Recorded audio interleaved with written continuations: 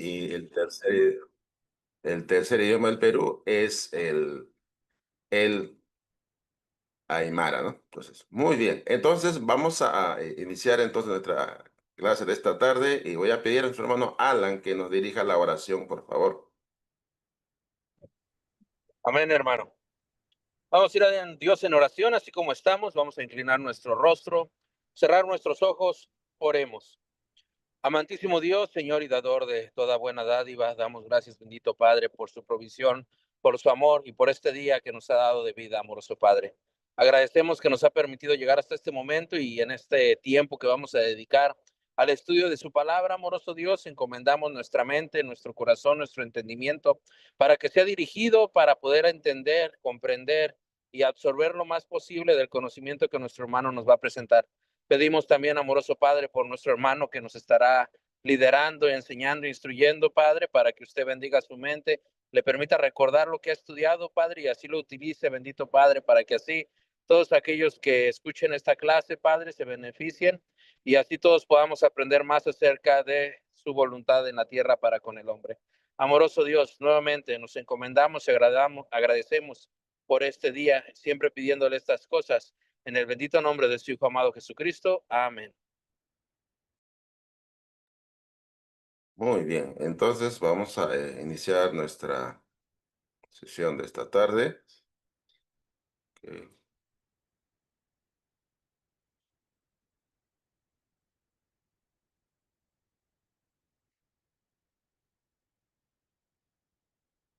Ok, entonces vamos a iniciar nuestra sesión de esta tarde, tratando el tema, análisis de la epístola a los romanos. Esta es la primera parte que vamos a iniciar, así que estamos en este programa que hemos llamado Diplomado en Liderazgo y Gestión Ministerial, y terminando todos los cursos, pues vamos a otorgar, van a recibir un diploma especial con diplomado en liderazgo y gestión ministerial. Así que esto requiere, pues, ¿no?, un esfuerzo dedicado para ir aprendiendo de todos los temas, cursos que estamos desarrollando con la ayuda y bendición de Dios y también con el apoyo, ¿no?, de los hermanos de la iglesia. Así que estamos muy felices. Entonces, esta primera parte en este mes, esta sesión, la siguiente sesión, el sábado, fin de mes, ¿no? 30 creo que queda, voy a desarrollar la primera parte de Romanos y luego en septiembre, las dos clases de septiembre, la segunda parte de Romanos estará dictando nuestro hermano Norberto. Muy bien, entonces vamos a iniciar con esto, este tema. Y resumiendo la introducción, digo que la epístola a los romanos es es una de las epístolas más impresionantes del apóstol Pablo en el Nuevo Testamento. Pablo escribió varias cartas, varias epístolas, pero esta epístola es una de las más importantes, ¿no? Porque trata varios temas, ¿no? Varios temas. Y como vamos a ver en el análisis que vamos a estar desarrollando, vamos a encontrar varios temas, ¿no? Por ejemplo, Efesios es una carta bonita que habla de la iglesia, pero enfocado propiamente en la iglesia, ¿no es cierto? Entonces, pero esta, aunque enfocado no en la salvación, pero trata varios temas. Esta epístola fue dirigida pues a los cristianos que estaban en Roma y es ampliamente considerada como una exposición sistemática de la teología cristiana. Entonces, empezamos así brevemente. No vamos a mirar el trasfondo cultural, histórico, toda esa parte, porque eso parte de la introducción del Nuevo Testamento. Entonces, vamos a considerar así brevemente autor y contexto, ¿ya? Autor y contexto. En esta parte, autor y contexto, consideramos, ¿no? El autor es Pablo de Tarso, conocido también como Saulo de Tarso. Lugar de la escritura, donde probablemente desde Corinto, la ciudad de Corinto, una ciudad portuaria, allá en Asia Menor, así que desde la ciudad, en uno de los viajes que Pablo tuvo, entonces envió esta carta o escribió esta carta a los hermanos en la ciudad de Roma. La fecha aproximada, algunos ponen solo 57 después de Cristo, decimos aproximadamente entre 56 y 58 en ese lapso. Entonces, si queremos dar una fecha específica, digamos, ¿no? El año 57 después de Cristo, ¿no? Entonces, en ese lapso, en ese periodo que tenía su viaje misionero hacia Corinto, Pablo escribió esta carta a los hermanos, ¿no? Destinatarios, naturalmente, los cristianos, ¿no? Tanto judíos y gentiles que estaban en la ciudad de Roma, ¿no? La capital del Imperio Romano. Y autor y contexto, miramos acá el contexto, Roma era la capital del imperio, como sabemos, ¿no? En cierta manera, y un centro multicultural, porque ahí pues llegaban pues gente de muchas naciones, ¿no? Y las costumbres estaban ahí arraigadas pues, distintas naciones. Bueno, y todavía estoy un poquito afectado, ¿no? Con la tos, así que por ahí alguien me ayuda con agua, por favor.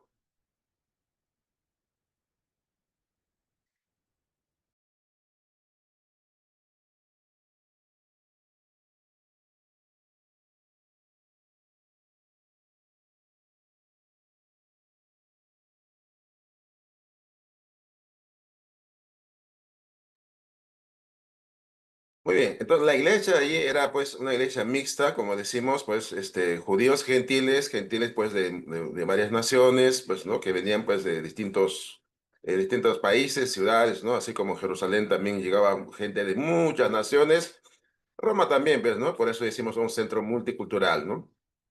Así que Pablo aún no había visitado Roma, pero quería establecer una relación pues con los hermanos allí en esa ciudad, ¿no? Y su plan era visitar a los hermanos y expresa ese deseo en la epístola que escribe el apóstol Pablo. Muy bien, entonces tema y propósito. Muy bien, en esta parte, tema y propósito, vamos a considerarlo el tema principal que viene a ser la tesis de la epístola es la declaración, ¿no? De una tesis, ¿no? Y esto cuando nosotros hablamos de tesis es cuando hacemos un trabajo de investigación o cuando hacemos un tema para defenderlo, planteamos una, una tesis, una declaración, ¿no? Y a eso llamamos nosotros tesis. Y esa tesis que planteamos nosotros, mejor dicho, ¿no? Un sinónimo será una proposición y esa proposición hay que demostrarla, pues, ¿no? Entonces, el texto de Romanos 1, 16, 17 es la tesis de la epístola a los Romanos. Entonces, la justicia de Dios revelada por medio del Evangelio y cómo la justicia se aplica a los judíos y gentiles por igual mediante la fe en Jesucristo, ¿no? Es en forma general que plantea esta parte, ¿no? Entonces, pero la tesis es básicamente los dos versículos de la Biblia, como explicaremos, ¿no? Y vamos a analizar también paso a paso también esta parte. Propósito, ¿no? De la epístola. El propósito teológico, ¿no? De la epístola, tenemos propósito teológico, propósito misionero, luego vamos a hablar de propósito pastoral también. Entonces, en el propósito teológico, también doctrinal, podríamos decirlo, Pablo desea presentar pues una exposición eh, sistemática, ¿no? Del Evangelio, de la doctrina de la justificación por la fe, y Romanos pues es la carta más teológicamente elaborada por el apóstol Pablo. Y cuando hablamos de propósito misionero, Pablo pues prepara un viaje misionero hacia España, como ya nos indica también su deseo en los primeros versículos que vamos a leer más adelante. Y Romanos 15, 24 también plantea por dónde viajará hacia Roma para visitar entonces un viaje misionero. Y nosotros los hermanos estamos acostumbrados ya a hacer viajes misioneros, visitamos a distintos lugares, ¿no? Y su servidor pues ha estado en varios lugares, en Guatemala, en Honduras, ¿no? He estado en Nicaragua, he estado también en Costa Rica como misionero, ¿no? ¿Ya? En Panamá estuve un tiempito, ahí unas horas, pero no como misionero, simplemente un paseíto de placer nada más, ¿no? Algunas horas que estuve por ahí. Así que tenemos esa oportunidad, ¿no? Entonces también he viajado a otros países como Ecuador, como Colombia, pues anteriormente, antes de ser misionero, pero con otros motivos. Pero ya cuando se habla de viaje misionero es algo muy importante porque vamos a predicar el evangelio o vamos a ir a edificar la iglesia, pues, ¿no? Entonces Pablo expresa su propósito misionero. Propósito pastoral, la iglesia pues en Roma estaba compuesta de judíos y gentiles. Naturalmente, Pablo quería que esta iglesia mantuviera la unidad, ¿no? Entonces, posiblemente había ciertas tensiones, ¿no? Por la idea o pensamiento que tenían los judíos y los gentiles que venían, pues, ¿no? Del paganismo. Entonces, probablemente había ciertas tensiones y para poder calmar esas tensiones, Pablo escribe, aclara cuál es digamos, el plan de Dios, ¿no es cierto? ¿Cuál es el propósito del Evangelio? Tanto para judíos y gentiles, y empieza explicando, pues, ¿no? De que todos los seres humanos, judíos, gentiles, todos son pecadores, todos necesitan el Evangelio, todos necesitan ser justificados a través de la fe en Cristo. Empieza a explicar todo ese tema. Entonces, eso es muy importante, ¿no? Y también tenemos el propósito apologético, ¿no? Entonces, Pablo, aquí en este caso, apologético, decimos que tiene que ver con la defensa.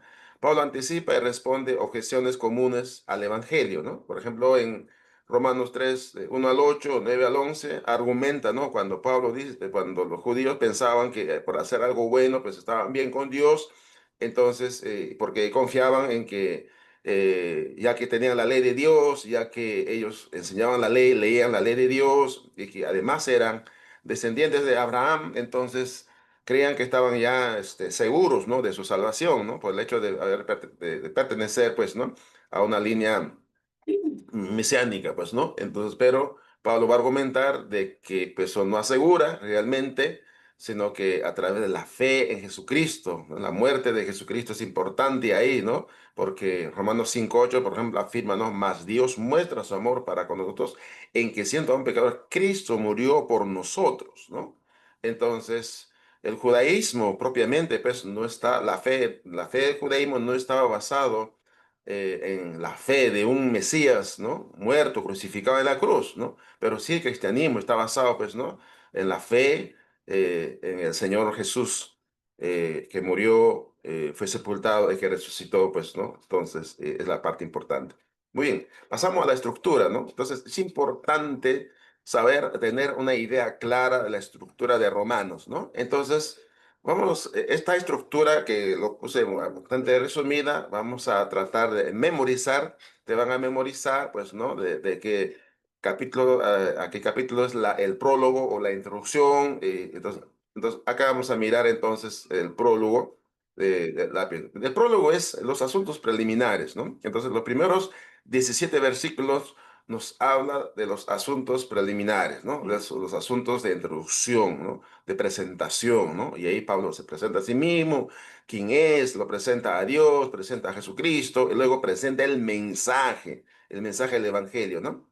Y el texto crucial aquí, y a base de eso, está explicado, ¿no? Todo, ¿no? Sobre esta semilla, sobre esta raíz, está explicado todo el contenido este, de la epístola a Romanos, ¿no? Entonces, Romanos no es un libro o una carta de distintos temas, ¿no? Y pues, sueltos unos a otros, ¿no? Sin ninguna conexión unos con otros. No, todo está amarrado a base de este versículo. Entonces decimos, la tesis es, porque no me avergüenzo del Evangelio, porque es poder de Dios para salvación a todo aquel que cree, al judío primeramente y también al griego, porque en el Evangelio la justicia de Dios se revela por fe y para fe, como está escrito, más el justo por la fe vivirá. Muy bien, entonces este es el versículo que sabemos de memoria, ustedes también ya lo saben de memoria, y los estudiantes como ustedes necesitan tener de memoria este versículo, ¿no? Muy bien.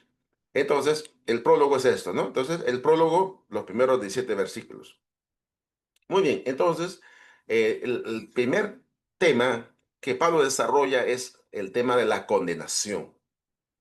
Entonces, el tema de la condenación, declarando, ¿no? Porque, y a base del texto que hemos puesto acá, Romanos 3:23, por cuanto todos, ¿no? Judíos y gentiles, dice los versículos anteriores al versículo 23, ¿no? Judíos y gentiles, todos, ¿no? Por cuanto todos, ¿no? En consecuencia, dice Pablo, todos pecaron y están destituidos de la gloria de Dios. Entonces, ese es el texto clave de esta sección. Muy bien, entonces, de repente viene la pregunta, ¿cuál es el texto clave de la sección la condenación o la justicia de Dios revelada? Entonces, vamos a responder, ¿no? La condenación, ¿no? O la justicia revelada, que está dentro del contexto de eh, Romanos 1:18 al capítulo 3 versículo 20, ¿no? Esa es la sección que abarca el tema de la condenación, que trata del pecado, pues, ¿no?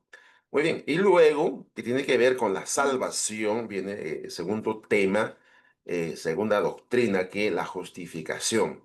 La doctrina de Dios manifestada, ¿no? ¿Ya? La doctrina de Dios manifestada, que empieza en el capítulo 3 versículo 21 y se cierra en el capítulo 5 versículo 21, es decir, en el último versículo, capítulo 5. Entonces, el texto clave para esta sección es: justificados, pues, por la fe, tenemos paz para con Dios por medio de nuestro Señor Jesucristo. Este es el texto clave de esta sección, ¿ya? La justificación o la justicia de Dios manifestada. El tercer tema, la santificación. Entonces, la santificación ya tiene que ver para los cristianos, pues, ¿no? Hemos sido santificados en el momento que somos bautizados, somos santificados, pero la santificación como doctrina es un proceso también, ¿no? Es un proceso y tiene también, hay una santificación final. Muy bien, la santificación es la justicia de Dios demostrada, ¿no? Entonces, empieza capítulo 6 versículo 1 y termina en el capítulo 8 versículo 39. Entonces, son tres capítulos, 6, 7, 8. Los tres capítulos tratan sobre este tema de la santificación.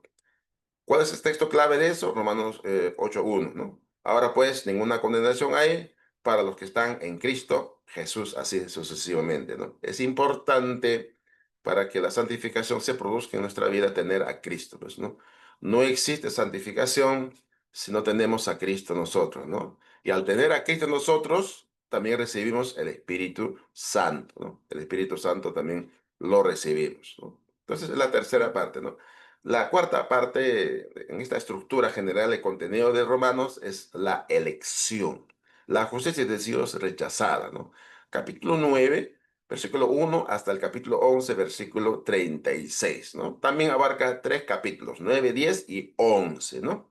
Entonces, y ahí el texto clave sería aquí: porque irrevocables son los dones y el llamamiento de Dios, ¿no? Romanos 11:29, ¿no? Entonces, ese es el texto clave para esta sección de que habla del tema de la elección, ¿no? Cómo Israel ha sido elegida, ¿no? Y Pablo va a explicar ahí, ¿no? De que quiénes realmente son los elegidos, pues, ¿no? Es toda la nación étnica, terrenal, o una parte de esa, de los que están conectados con Dios, son los que son elegidos, ¿no? Entonces, eso va a explicar ahí en ese capítulo. Y naturalmente también hay que entender qué significa cuando al final dicen, no, todo Israel será salvo, pues, ¿no? Entonces, eso tenemos que ir aprendiendo progresivamente en las siguientes lecciones, ¿no?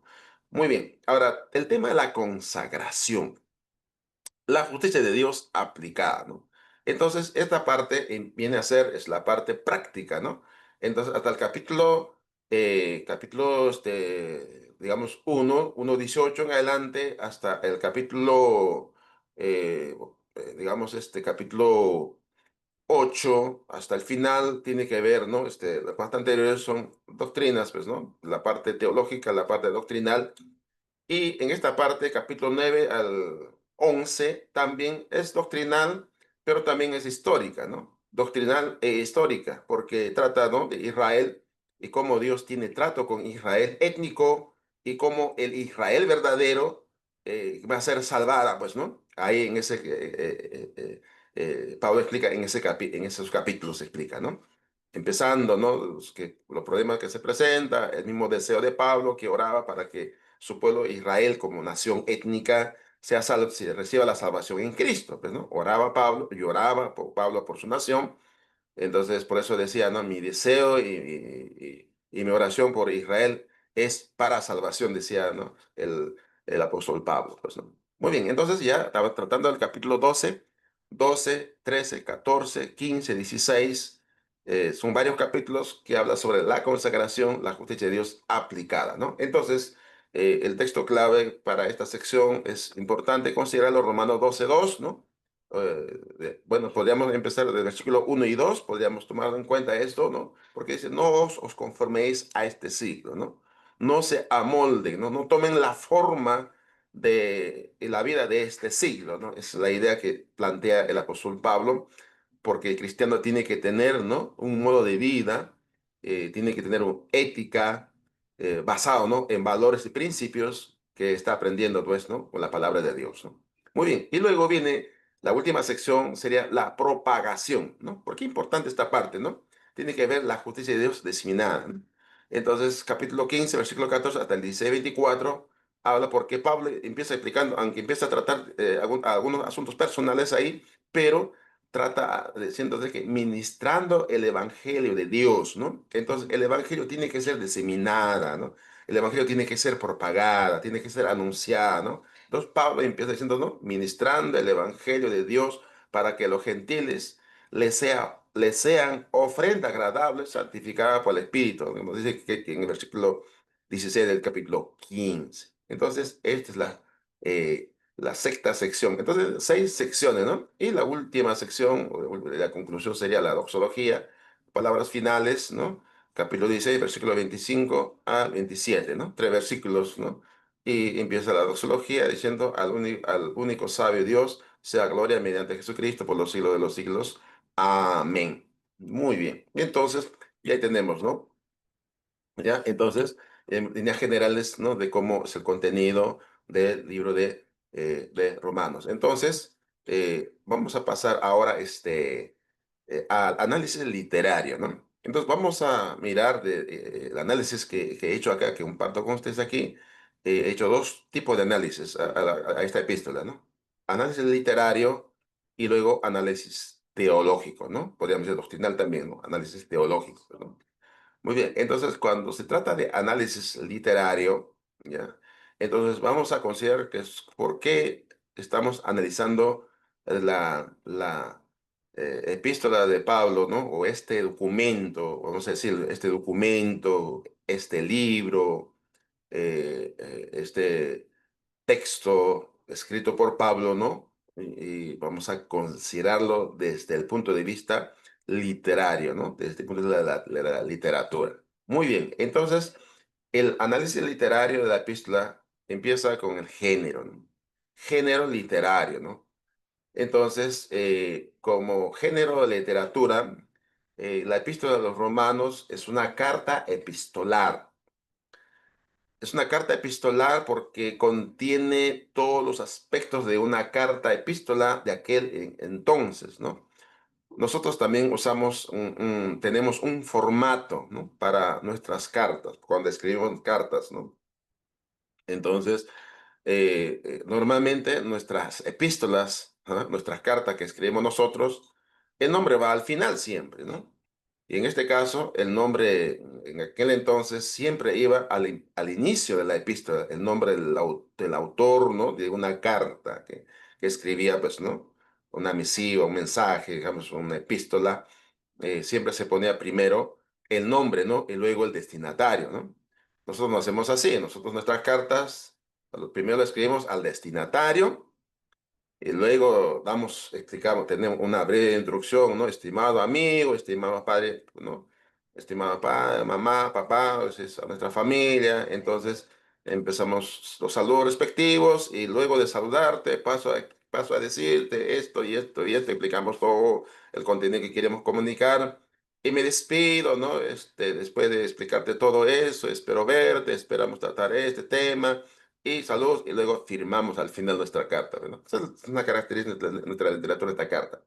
Entonces, en este caso, es una carta epistolar de aquel entonces, ¿no? Entonces, pero tiene algunas características distintivas esta carta, ¿no? Porque hay carta personal que escribe a Tito, a Timoteo, ¿no? A Filimón, ¿no? Por ejemplo. Entonces, pero en la epístola a Romanos se distingue un poco de las demás epístolas. Entonces, con características de tratado teológico y discurso retórico, ¿no? Porque es mucho la retórica aquí en esta epístola. Combina también elementos de, por ejemplo, ¿no? Epístola que tiene que ver saludo, cuerpo, exhortación y despedida, pues, ¿no? ¿ya? Y luego también como un tratado, ¿no? Como un tratado, como un ensayo, podríamos decir nosotros, ¿no? Un tratado es un ensayo que uno escribe, pues, ¿no? De cualquier tema, ¿no? Tema secular o también puede ser un tema bíblico, ¿no? Un ensayo. Entonces, tratado es una exposición sistemática de la doctrina.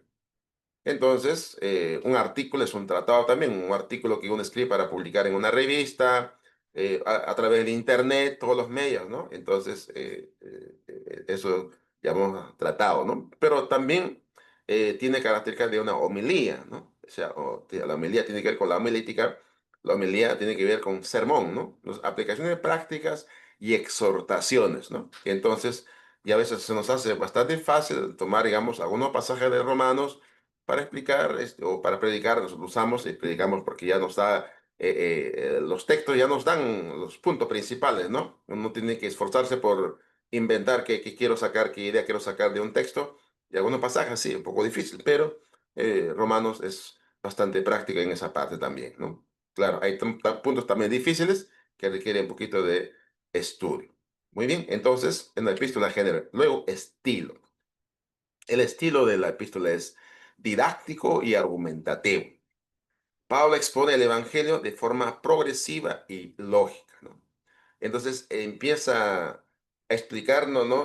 Comienza del problema que hay en el hombre y luego trae la solución que tiene que ver con la justificación, y luego de que el hombre recibe la solución para el problema del pecado, ahora tiene que mantenerse ahí a través de una progresiva, digamos, alimentación, de nutrición espiritual y ese proceso de santificación para llegar hacia la glorificación final, ¿no?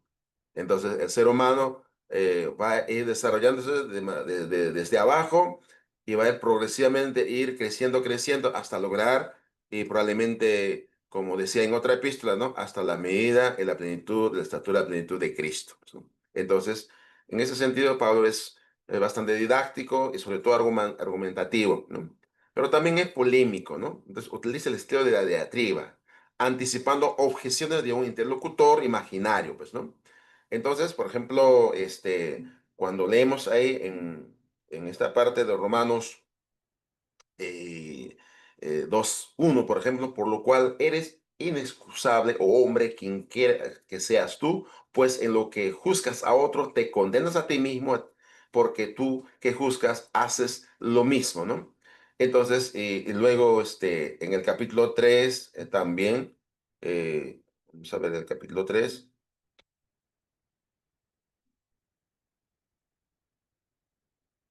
versículo 1, la diatriba está aquí. ¿Qué ventaja tiene pues el judío?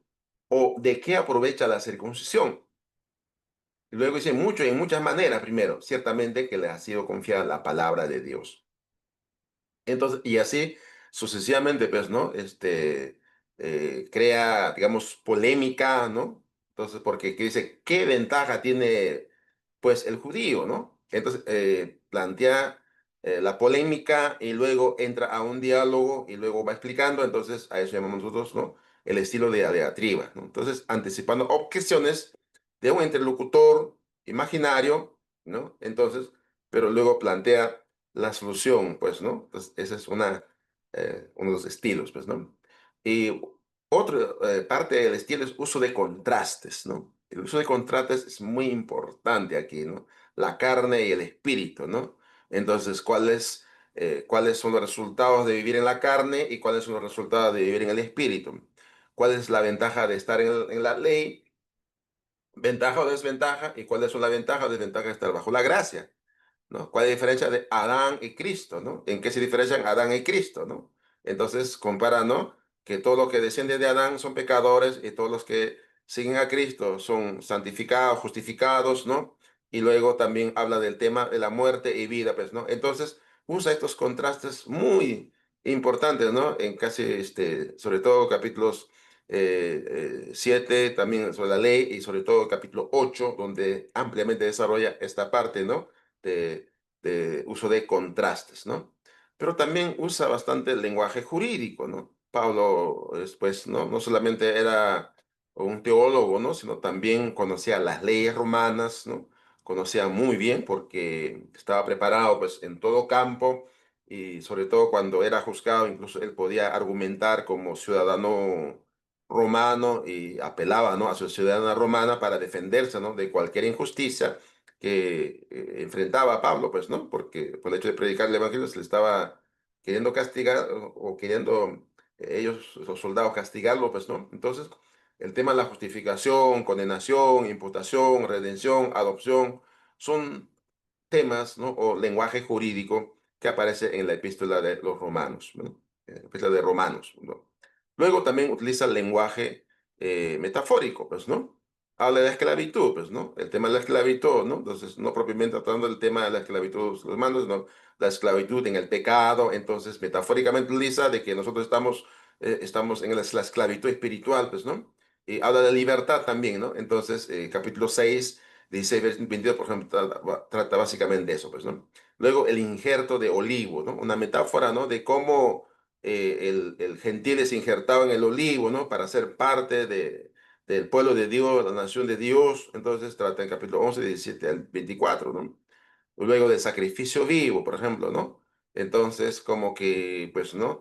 Tenemos que nosotros hacer, causar nuestra propia muerte para presentarlo, nuestro cuerpo, nuestra vida, como una ofrenda a Dios. Entonces, utiliza la metáfora del sacrificio, digamos, de nosotros mismos, darnos muerte a uno mismo para que este cuerpo muerto sea como una ofrenda agradable para Dios. Entonces, esta idea del lenguaje metafórico utilizado por Pablo es muy importante, ¿no? Porque trae lecciones profundas a nuestra vida, pues, ¿no? Muy bien, entonces, la estructura literaria, como al principio estaba diciendo, ¿no? Entonces, literariamente, Pablo expone Romanos siguiendo el patrón de tesis, argumentación y aplicación y conclusión, ¿no? Eso es lo que tiene todo el libro de Romanos, pues, ¿no? La tesis, como ya dije, Romanos 1:16, argumentación, empieza desde el capítulo 1, versículo 18 en adelante, y cierra, pues, ¿no?, hasta el capítulo 16, versículo 24. Ahí termina y la aplicación y ya la conclusión, aunque la conclusión ya viene en la parte del capítulo 15, versículo 14, ¿no? Entonces, aquí hemos presentado un poquito diferente la última parte. Entonces, prólogo, presentación de tema, sección doctrinal, tiene que ver capítulo 18, perdón, versículo 18, capítulo 1, ¿no? Hasta 11:36, diagnóstico de pecado, justificación, santificación y elección, ¿no? Y la sección práctica, desde 12:1 hasta 15:13, tiene que ver con la vida cristiana, tanto en la iglesia, la comunidad y la sociedad, pues, ¿no? Muy bien. Entonces, y la conclusión personal, donde hay saludos, planes, saludos y doxología final, ¿no? Los últimos tres versículos. Entonces, esta es la estructura literaria que tiene Romanos y utiliza también recursos literarios, ¿no? Recursos literarios, ¿no? Entonces, por ejemplo, cuando dice, ¿qué pues diremos, no? Porque esto aparece, ¿no? ¿Qué pues diremos, no? Por ejemplo, en el capítulo 7, versículo 7 también plantea diciendo, mira lo que dice, ¿qué pues diremos? Entonces, repite esta frase, las preguntas retóricas, ¿no? En Romanos cumplen tres funciones literarias y teológicas. Cuando plantea qué pues diremos, ¿no? Entonces, esta pregunta retórica plantea lo siguiente, pues, ¿no? O tiene tres funciones literarias y teológicas, ¿no? Para nosotros, ¿no? Primero, anticipan objeciones de sus lectores, ya sean judíos o gentiles, ¿no? También guían el argumento hacia la respuesta que Pablo quiere dar, ¿no? ¿Ya? Entonces, porque en algunas preguntas retóricas, naturalmente, la respuesta está ahí en la misma pregunta, pues, ¿no? Entonces, o no hay que dar, digamos, otra respuesta cuando en la pregunta está la respuesta, pues, ¿no? Crea un efecto persuasivo que involucra al lector en el razonamiento, ¿no? Entonces, cuando el lector, ¿no? O cuando el oyente escucha, ¿no?, una pregunta retórica, entonces no tiene que pensar en la respuesta, sino que en el mismo argumento está la respuesta, ¿no? Entonces, eso crea reflexión, ¿no? Entonces, para una persona. Y luego, otro recurso literario que utiliza Pablo en esta epístola es la antítesis, ¿no? Ley y gracia, ¿no? Muerte versus vida, Adán y Cristo. Entonces, este contraste, pero en este caso, ¿no? Una antítesis, la ley y la gracia. Entonces, la ventaja es que tiene la gracia, ¿no? Sobre la ley, ¿no? La ventaja que tiene la vida sobre la muerte y la ventaja que tiene Cristo sobre Adán, ¿no? Entonces, eso es muy importante, ¿no? Y citas bíblicas que el Pablo utiliza aquí como recurso literario, utiliza varios pasajes del Antiguo Testamento. Entonces, Pablo utiliza más de 60 citas del Antiguo Testamento, mostrando, pues, básicamente, dominio de las escrituras, pues, ¿no? Entonces, y sobre todo los judíos que tenían conocimiento, entonces, anticipa, cita versículos del Antiguo Testamento para demostrarle que su argumento no está basado simplemente en ideas, ¿no? Nuevas, ¿no? O ideas que él está creando, sino que basado en citas del Antiguo Testamento para demostrarle que la doctrina cristiana no es una invención, una religión nueva, con nuevas ideas, con nuevos argumentos, sino que todo está basado en el Antiguo Testamento, pues, ¿no? Entonces, de ahí que, aunque nosotros decimos somos neotestamentarios, ¿no? Y ya nos basamos en el Antiguo Testamento, entonces, pero sí utilizamos el Antiguo Testamento, porque cuando queremos hablar del tema del pecado, tenemos que pensar en el Génesis, ¿no? Cuando hablamos de la creación, tenemos que pensar en el Génesis, el origen del hombre, dónde viene el hombre, tenemos que pensar en Génesis, ¿no? Entonces recurrimos al Antiguo Testamento, ¿no? Entonces, cuando queremos, digamos, elevar, ¿no? Nuestro nivel de adoración, ¿no? Mucho más profunda, mucho más espiritual, entonces vamos al Antiguo Testamento de cómo era la adoración a Dios en el Antiguo Testamento, sobre todo en el tabernáculo y posteriormente en el templo. Entonces, y cómo Dios lo explicaba de cómo debía adorar a Dios. Entonces, miramos ahí cosas que ya no repetimos, pero que cosas que son profundas, ¿no? Digamos, la actitud con que debemos de adorar siempre va a ser lo mismo, ¿no? No es que en el Antiguo Testamento pues simplemente hacían ritos y que no adoraban de corazón, no, no. Cuando los judíos pues no dejaron de adorar de corazón, pues Dios lo reclama, pues no, Dios lo reclama, pues eso está en Isaías, está en Amós, ¿no? Cuando Dios decía, no esté harto de vuestras salmodías, de nuestras danzas, de vuestros cantos, ¿no? Porque incluso ya en el Nuevo Testamento Jesús mismo decía de que ellos adoraban a Dios, pero su corazón estaba lejos, ¿no? Lejos de Dios. Entonces, hay perdón, hay doxologías e himnos y hay expresiones de alabanza intercaladas, ¿no? En el capítulo 11, versículos 33, 36 y 16, 25, 27 también doxología. Y tenemos el clímax literario. El capítulo 8 viene a ser el punto culminante, ¿no? Donde se describe la vida en el espíritu y la seguridad del amor de Dios.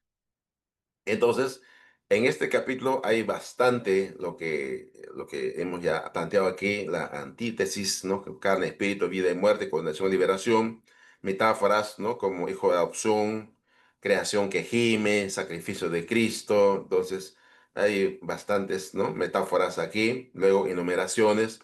Nada en toda la creación podrá separar del amor de Dios, ¿no? Nada en toda la creación nos podrá separar el amor. Entonces empiezan en la muerte, en la vida. Entonces enumera una serie de cosas, de elementos, que ninguna de esas cosas nos va a separar el amor de Dios. Y tiene que ver con las enumeraciones. Doxologías implícitas también, siete, exaltado en adoración. Entonces la epístola siempre tiene secciones de adoración, alabanza a Dios, pues, ¿no? Muy bien. Y luego, vocabulario característico. Vocabulario característico encontramos palabras claves, por ejemplo, fe, gracia, justicia, ley, pecado, espíritu, carne, gloria, salvación. Y luego verbos dinámicos, por ejemplo, justificar, vivir, andar, morir, reinar, etcétera, pues, ¿no? Entonces, eso llamamos verbos dinámicos, ¿verdad? Uso de anáforas, ¿no? Las anáforas, ¿qué son, no? Anáforas son repetición de frases, ¿no? Para dar fuerza, ¿no? A una idea, ¿no? A un concepto, ¿no? O eh, a una verdad. Ejemplo, ¿no? Por ejemplo, dice, ¿quién nos separará del amor de Cristo? Tribulación, angustia, persecución, hambre, desnudez, o peligro, o espada. Está en Romanos 8, 35, 39. Entonces, ahí está lo que llamamos anáforas, ¿no? Eh, Se repite varias veces, ¿no? Pero para dar fuerza, pues, ¿no? Entonces, es importante, ¿no? Este es como una especie de superlativo, ¿no? Entonces, cuando en la Biblia encontramos Por ejemplo, cuando dice santo, santo, santo tres veces, en el Apocalipsis también, entonces puede que esté hablando de la Trinidad, pero no propiamente la Trinidad, sino es un superlativo, ¿no? Para enfatizar, ¿no? Nosotros en el español tenemos para hacer un superlativo, para hacer algo grande, entonces no necesitamos repetir varias veces, pues, ¿no? Simplemente agregamos un sufijo a una palabra, ¿no? Entonces de santo agregamos santísimo, entonces ya se convierte en un superlativo para indicar que Dios es sumamente santo, muy santo, pues, ¿no? Y cuando digo muy santo, también es un superlativo en realidad, ¿no? ¿Ya? Entonces aquí a la anáfora que emplea de nuevo con ni, intensifica que nada puede separarnos del amor de Dios. Ejemplo 2, ¿no? Ejemplo 2, Romanos 5:3-5 dice, y no solo esto, pues, ¿no? Dice que también nos gloriamos en las tribulaciones, sabiendo que la tribulación produce paciencia, y la paciencia prueba, y la prueba esperanza, ¿no? Y la se repite, pues, ¿no? Entonces, esta repetición de la al inicio de cada frase, efecto de cadena progresiva, ¿no? Entonces, esto son ejemplos, ¿no? De uso de anáforas, ¿no? O repetición de frases para dar fuerza a una verdad, a una idea, a un concepto. Tono y ritmo también tiene como literatura formal y solemne en la expresión doctrinal, caluroso y pastoral en los saludos finales, ¿no? Qué importante eso cuando Pablo, ¿no? Como utiliza, ¿no? Digamos, su estilo pastoral, ¿no? Que él no era pastor, pero hacemos tarea pastoral nosotros, aunque no somos ancianos, no somos pastores de iglesia, somos predicadores o maestros, pero a veces hacemos labor pastoral, ¿no? La labor pastoral tiene que ver con alimentar, con apoyo, soporte emocional a nuestros hermanos en la fe, ¿no? Que tienen sus luchas, ¿no? Entonces, importante, ¿no? Y luego Pablo es intenso, apasionado en los pasajes de lucha interior, el mismo se explica, ¿no? De cómo tiene la lucha interior consigo mismo y de exaltación, ¿no? Entonces, capítulo 8 31 al 39. Muy bien. Luego, unidad y coherencia, ¿no? Aunque es extensa, mediante unidad temática, el Evangelio como poder de Dios para salvación, ¿no? Entonces, como al principio dije, todo está basado en esta idea, ¿no? De que el Evangelio es poder de Dios para salvación. La transición entre secciones es fluida, con fórmulas de enlace como ¿qué pues diremos? Y así que.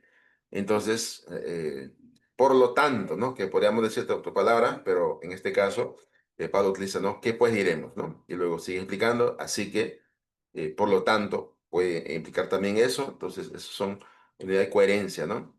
Muy bien, entonces, concluimos esa parte. Romanos no es únicamente una carta, sino un tratado que Pablo elaboró con gran maestría, en el que combina la retórica, la teología, la lógica y lo pastoral. Qué importante saber de esto, ¿no? La epístola a Romanos. En términos literarios, se distingue por su estilo dialógico, su estructura rigurosa, el empleo de metáforas y la riqueza léxica, ¿no? Entonces, como hemos hablado, ¿no? Términos jurídicos, ¿no? Que utiliza religiosos, jurídicos, lo que son importantes, ¿no?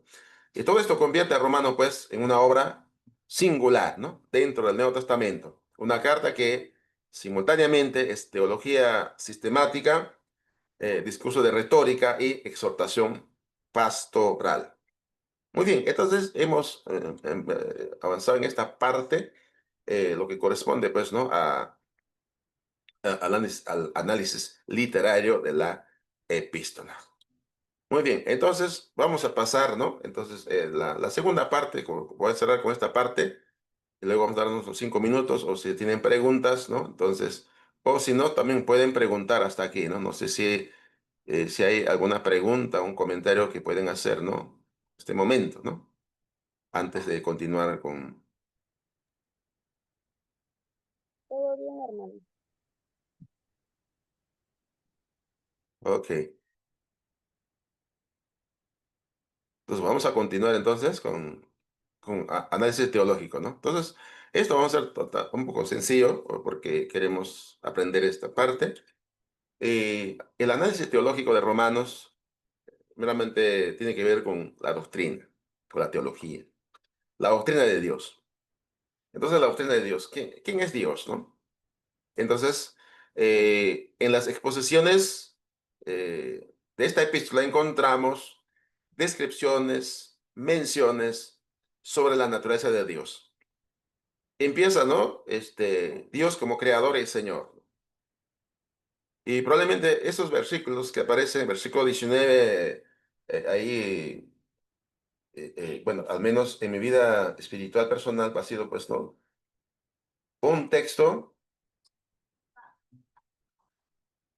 eh, eh, por ejemplo, versículos 19 y 20 ha sido pues, ¿no? Crucial para mi vida desde el 18, ya que varias veces he mencionado, ¿no? Que antes de conocer a Cristo, pues yo era un ateo, ¿ya? Porque así me habían enseñado, ¿no? En, en mis participaciones políticas que tenía cuando estaba muy joven, muy chacho, y participó en política, entonces me aprendí ahí de persona que sea Dios no existe, pues, ¿no? Entonces, Dios no existe. Si Dios existiese, pues no habría injusticia, no habría muertes, no habría ricos y pobres, en fin, una serie de cosas, ¿no? Argumentos, ¿no? No habría enfermedades, no habría esto por acá, una serie de cosas, pero no habría terremotos, no habría, no sé, entonces, todas esas cosas se decía, pero no, de que si Dios existiese no habría de todo eso. Pero el texto me ha ayudado de que Dios sí existe, porque estaba mirando a Dios, ¿no? Estaba mirando a Dios en la creación. Entonces, ¿cómo es que Dios no existe? Entonces, pero si yo estaba mirando a Dios en la creación, ¿no? Eso se llama argumento cosmológico, pues, ¿no? Y también aparece, ¿no? El argumento teleológico, que tiene que ver con propósito y diseño, ¿no? Todo lo que existe tiene propósito, hay diseño, pues, ¿no? En la creación. Entonces, y si hay diseño, pues, implica una mente, ¿no? Una mente inteligente, ¿no? Si hay propósito, implica pues también una mente que, ¿no? Que ha planeado, ¿no? Que ha organizado, ¿no? Porque cada cosa que existe en la vida, en la creación, pues tiene una finalidad. Nada de lo que existe, pues está por gusto, ¿no? Todo lo que existe en el mundo, en la vida natural, ¿no? En la creación, todo lo que existe, incluso nuestro organismo, todo sirve. No hay nada en nuestro organismo que está de más. Nada, ¿no? Muy bien. Además, solamente las cosas que ingerimos nosotros, ¿no? Que pueden dañarnos, ¿no? Entonces, doctrina de Dios, habla de Dios como creador y Señor, ¿no? Porque dice, ¿no? Porque la ira de Dios se revela desde el cielo contra toda injusticia e impiedad, contra toda impiedad e injusticia, los hombres que detienen con injusticia la verdad, ¿no? Y ya me di cuenta de que estos ateos estaban queriendo ocultar a Dios, pero ¿no? Ellos, los científicos o los filósofos, ¿no? Han logrado entender que Dios existe, sin embargo, ¿no? Con alevosía de ventaja, es con injusticia estaban ocultando la verdad, ¿no? Porque dicen, detienen la injusticia, los hombres que detienen con injusticia la verdad, porque lo que de Dios se conoce les es manifiesto, pues Dios se lo manifestó, porque las cosas invisibles de Él, de su eterno poder y deidad, se hacen claramente visibles desde la creación del mundo, siendo entendidas por medio de las cosas hechas, de modo que no tienen excusa. Y 21 también dice, pues habiendo conocido a Dios, fíjese acá, ¿no? No le glorificaron a Dios como a Dios, ni dieron gracias, sino que se envanecieron esos razonamientos y su corazón fue entenebrecido, ¿no? Ya se va explicando. Bueno. Luego, y aquí también, ¿no? En el versículo 18 nos habla la santidad de Dios, ¿no? Porque contra la impiedad, ¿no? Entonces, Dios justo y santo, la ira de Dios se revela contra toda impiedad, ¿no? Falta de piedad. Dios de amor y gracia, ¿ya? Envía a Cristo para justificar a los pecadores, ¿no? Liberarlos, ¿no? De su pecado. También Dios soberano, Dios ha hecho un plan, ¿no? Que no se puso de acuerdo con el hombre para hacer su plan, sino que él hizo su plan, ¿no? Para salvar al hombre, ¿no? Entonces, y lo hizo, y lo está cumpliendo a través de la historia, tanto con Israel y tanto con los gentiles, ¿no? Entonces, Dios como creador, justo y santo, Dios amoroso, Dios de gracia, Dios soberano, está ahí, ¿no? Luego, la doctrina de Cristo, ¿no? Entonces, Cristo como redentor, ¿no? Como redentor, como libertador, ¿no? Su sacrificio es propiciación por los pecados, dice Romanos 3, 24, 25, ¿no? La propiciación tiene que ver, ¿no? Con cubrir el pecado, pues, ¿no? Completamente, ¿no? Eliminar. Cristo es el nuevo Adán, nos dice ahí, ¿no? Cuando se habla de Cristo, por su obediencia trae justicia al mundo, ¿no? Justicia y vida. En contraste que Adán que trajo pecado y muerte, pues, ¿no? Y Cristo resucitado también habla, ¿no? Vive para interceder por los creyentes, ¿no? Y nos habla de que Jesús es Señor universal, Señor del cielo y de la tierra. Tanto judíos como que te confiesan a Cristo como Señor para salvación, ¿no? Entonces, ¿dónde aparece eso? Romanos 10 9 al 12. Y ahí dice, ¿no? Cuando uno tiene que confesar que Jesús es el Señor y Salvador para que recibamos, ¿no? Y estar bajo sus pies, ¿no? La doctrina del Espíritu Santo está presente en el libro de Romanos, ¿no? Espíritu de vida, espíritu de adopción, espíritu de santificación, ¿no? Espíritu Santo en realidad, ¿no? Espíritu de esperanza, ¿no? Esas son verdades que están en la epístola a Romanos, ¿no? Entonces, la doctrina del Espíritu Santo está presente en el libro de Romanos, ¿no? En distintas citas.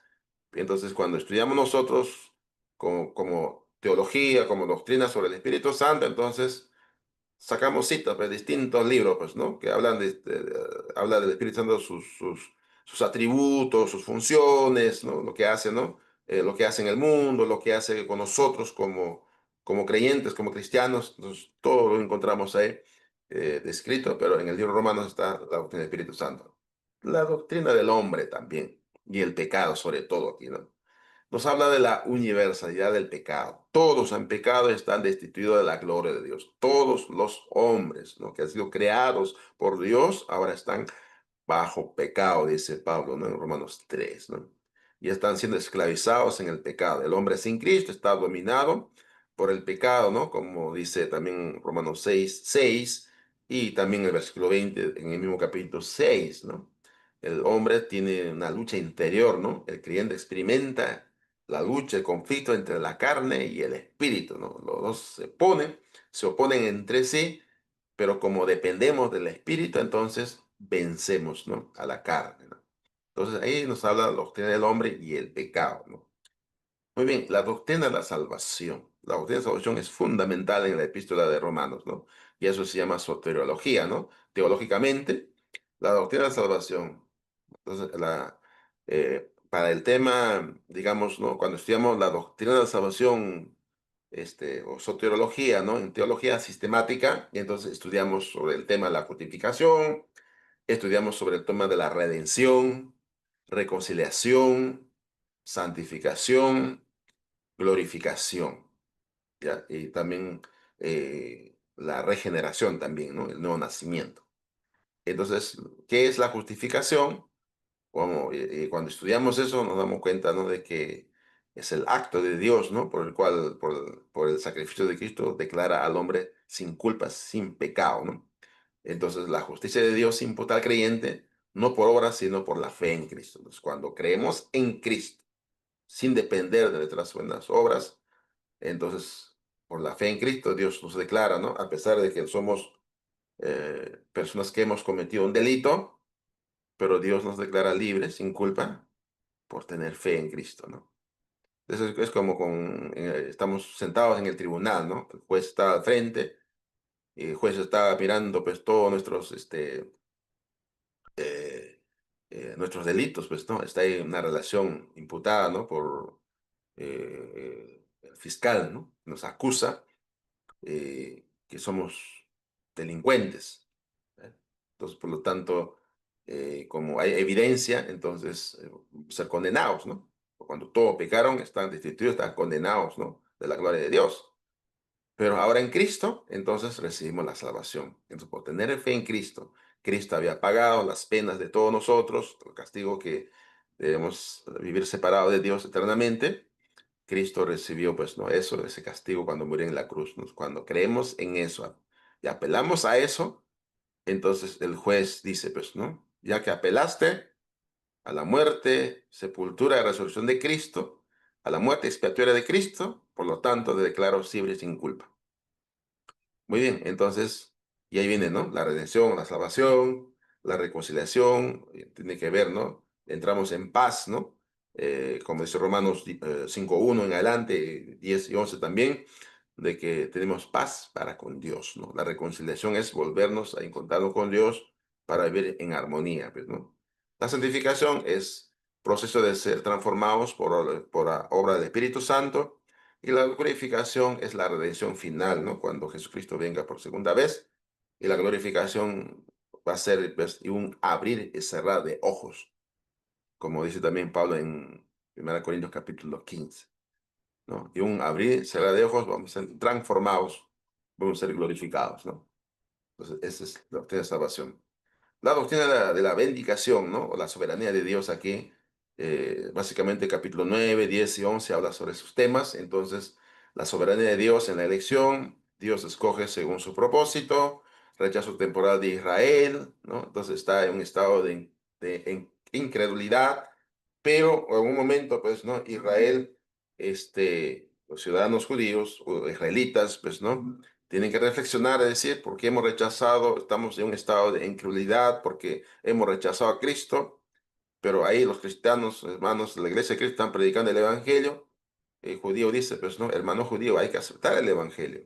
Esos hermanos de la iglesia de Cristo están predicando el Evangelio de Cristo. Que este es el Salvador, que este es el Señor. Hay que aceptar, hay que bautizarnos, ¿no? Entonces el judío entrega su vida a Cristo, se bautiza y recibe la salvación en Cristo. Porque el propósito es salvarlos a ellos, pues, ¿no? Aunque ellos rechazaron, ¿no? Dios no lo rechazó, lo ama a todos, ¿no? Así que, y habla del injerto de los gentiles, ¿no? Los gentiles hemos sido injertados, ¿no? En la nación de Dios, ¿ya? Entonces, la salvación llega a todas las naciones, ¿no? Y cuando se habla de la restauración futura de Israel, la restauración no va a ser es una restauración étnica, una restauración nacional. La restauración tiene que ver, ¿no? Con aquellos judíos israelitas, ¿no? Que escuchen el Evangelio en todos los tiempos, ¿no? Y probablemente antes de que venga Jesucristo, en los últimos tiempos, va a haber muchos judíos que escucharán el Evangelio mientras predicamos el Evangelio, escucharán el Evangelio y dirán, pues no, aquí estos hermanos están predicando el Evangelio de Cristo. Queremos aceptar el Evangelio de Cristo. Que se bautizarán, ¿no? Como lo hicieron el primer día de Pentecostés, ¿no? 3.000 almas, luego 5.000 almas, se bautizarán en los últimos tiempos, pues de repente, ¿no? 3.000 almas, 5.000 almas, 5.000 judíos bautizándose, entonces ellos van a ser restaurados, ¿no? Van a volver al pueblo, ¿no? Del cual han salido porque han rechazado al Mesías, ¿no? Van a entrar a la iglesia de Cristo. Muy bien, la doctrina de la iglesia, ¿no? Y la vida cristiana. Entonces, capítulo 12 habla sobre la doctrina de la iglesia que es el cuerpo de Cristo, dice, ¿no? Que tiene diferentes dones, pues la iglesia, ¿no? Nos habla también de la ética cristiana, ¿no? La ética cristiana, por ejemplo, ¿no? Cuando habla de la ética cristiana o los valores cristianos, nos habla del amor, nos habla de la humildad, servicio, obediencia, ¿no? Entonces son los temas que trata aquí, ¿no? Muy importante la ética, pues, ¿no? La ética cristiana o los valores cristianos, ¿no?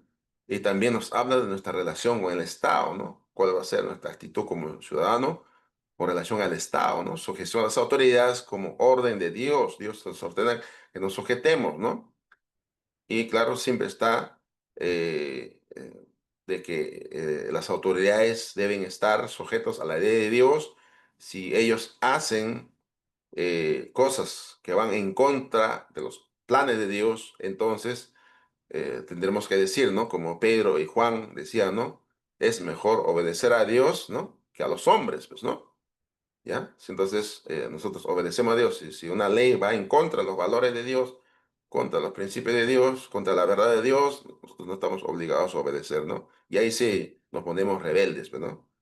Contra las autoridades. Mientras cuando todo está en orden, entonces, pero ese orden, digamos, ¿no? De cómo tienen que hacer correctamente las cosas, pues no. No solo depende de las autoridades, porque las autoridades pues, no tienen conocimiento de la verdad de Dios, sino nosotros tenemos que analizar si está bien lo que están haciendo, pues, ¿no? Y hay importancia, ¿no? De ser ciudadanos responsables también. Y la unidad en la diversidad, acoger a los débiles, a los fuertes en la fe. Entonces, la unidad es para todos, pues, ¿no? Muy bien, la doctrina de la escatología es la última parte de esto. La doctrina de la escatología. La escatología trata los temas futuros, ¿no? Los últimos días. Entonces nos habla también Romanos 8, 18, 23, nos habla sobre la esperanza futura.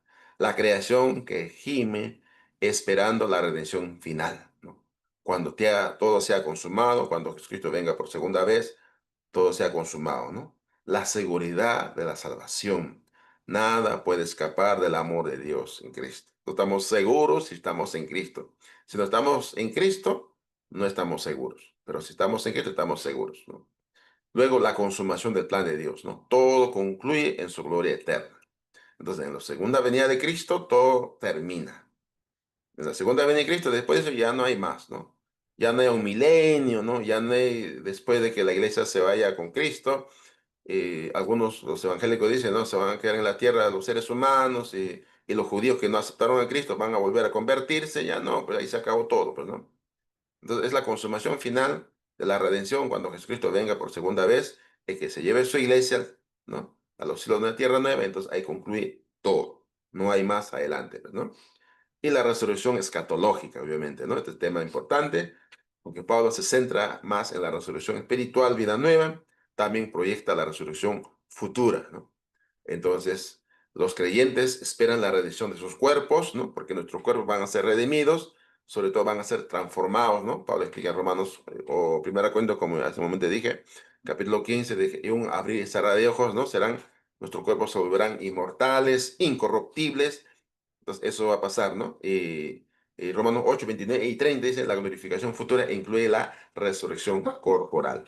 Muy bien, entonces, temas, ¿no? Como estos, hemos tratado la doctrina de Dios, de Cristo, de Espíritu Santo, la doctrina del hombre y el pecado, la doctrina de la salvación, la doctrina de la vindicación o la soberanía de Dios, la doctrina de la iglesia, de la vida cristiana y la doctrina de la escatología, la doctrina de los últimos tiempos está presente aquí en el libro de Romanos, ¿no? Entonces, y eso es importante, ¿no? Tener en cuenta eh, este análisis que hemos hecho entonces va a ser muy importante para que podamos entender el libro de Romanos.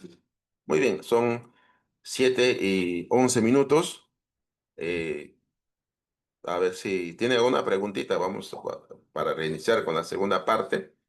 La segunda parte es básicamente la introducción, ¿no? Del prólogo de Romanos que voy a explicar, ¿no? Entonces, ya en el siguiente sábado explicaremos sobre Romanos capítulo 1, versículo 18 en adelante, vamos a analizar, ¿no? Ya el contenido ya del texto, ¿no? Pero ahora vamos a pasar al capítulo 1, ¿no? Pero no sé si hay alguna pregunta hasta acá, un comentario que quieran hacer.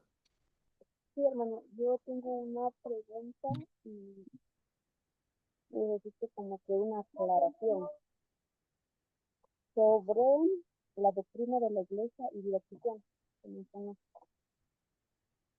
Hablo como cuatro características o tres. Entonces, yo tengo un poquito de duda sobre ¿cómo lo puedo decir? Un poquito Las, cerca del micrófono, por favor. las personas, ¿sí me escuchas? Las personas que vienen de otra congregación, de otra iglesia, no que no sea de la iglesia de Cristo, y que están como invitados y ellos pueden participar a la cena. Ya, el audio está un poquito bajo, pero no sé si voy a tratar de entender lo que quiere, está preguntando, pues no. A ver, le voy a repetir. Tenía activado la bocina. Ahora sí me escucha. Ahora sí, sí, gracias. Bueno, hermano, sobre la doctrina de la iglesia y la vida cristiana. Ajá. Mencionó varias características, entonces yo tengo una duda y yo necesito que me aclare. Con la relación de que hay personas que no están en la iglesia de Cristo, no son bautizadas en la iglesia de Cristo, más bien son bautizados en otras congregaciones que no es la iglesia de Cristo. Y son Ajá. invitados a la iglesia y ellos pueden participar en la cena. Ah, correcto. Esa es una buena pregunta, pues, ¿no? Entonces, nosotros entendemos que el bautismo es para perdón de pecados. La Ujú, mayoría de iglesias evangélicas no bautizan con ese propósito bíblico, ¿no? Porque nosotros bautizamos con el propósito bíblico. O sea, no es porque se nos antoja bautizar, es decir, para perdón de pecado, ¿no? O simplemente es una fórmula mágica que utilizamos nosotros para decir, ¿no? Yo te bautizo para perdón de pecado, ¿no? Y como hemos dicho la fórmula correcta, entonces está bien, ¿no? No es así, sino que realmente, ¿no? El bautismo es para perdón de pecados. Eso quiere ujú, decir que antes de ser bautizado, una persona no tiene el perdón de pecados. O sea, no está justificado, ¿no? Como hemos hablado del tema de la justificación, ¿no es cierto? El tema de la justificación vamos a Ujú. ampliar un poco más adelante. Entonces, una persona es justificado cuando cree, cuando se arrepiente, que se bautiza. ¿Ya? Entonces, ahí empieza una nueva vida. Sin embargo, en las iglesias evangélicas enseñan que una persona es justificado cuando cree y cuando se arrepiente. Nada más, ¿no? No necesita bautizarse. Y cuando se bautiza con otros motivos. Es decir, solamente para dar un testimonio público, ¿no? Es decir, ¿no? Para hacer público su salvación. O sea, pues, porque ya está salvo, ¿no? Pero como ya es salvo, entonces es como es una especie de confirmación, ¿no? Entonces, y ahí está el error, ¿no? El error, ¿no? Que esta persona que está en otra iglesia no ha sido bautizado correctamente, ¿no? Porque no ha sido bautizado para propósito bíblico. El propósito bíblico es que es para salvación, ¿no? Entonces, por lo tanto, ¿no? Para que esta persona que viene de otra iglesia, otro grupo evangélico, ¿no? O puede ser mormón, puede ser testigo de Jehová, adventista, entonces, incluso los adventistas bautizan diciendo, ¿no? Bautizan para perdón de pecados, ¿no? Aunque dicen la expresión, pero ellos piensan que al creer en Cristo ya están salvados, ¿no? Entonces, Sí, cualquiera de los, no, o sea, pienso, considero, ¿no? Si no ha sido bautizado correctamente, no puede participar de la cena del Señor, no puede. Entonces, en este caso tenemos que explicarle, pues, ¿no? Tenemos que explicarle esa parte.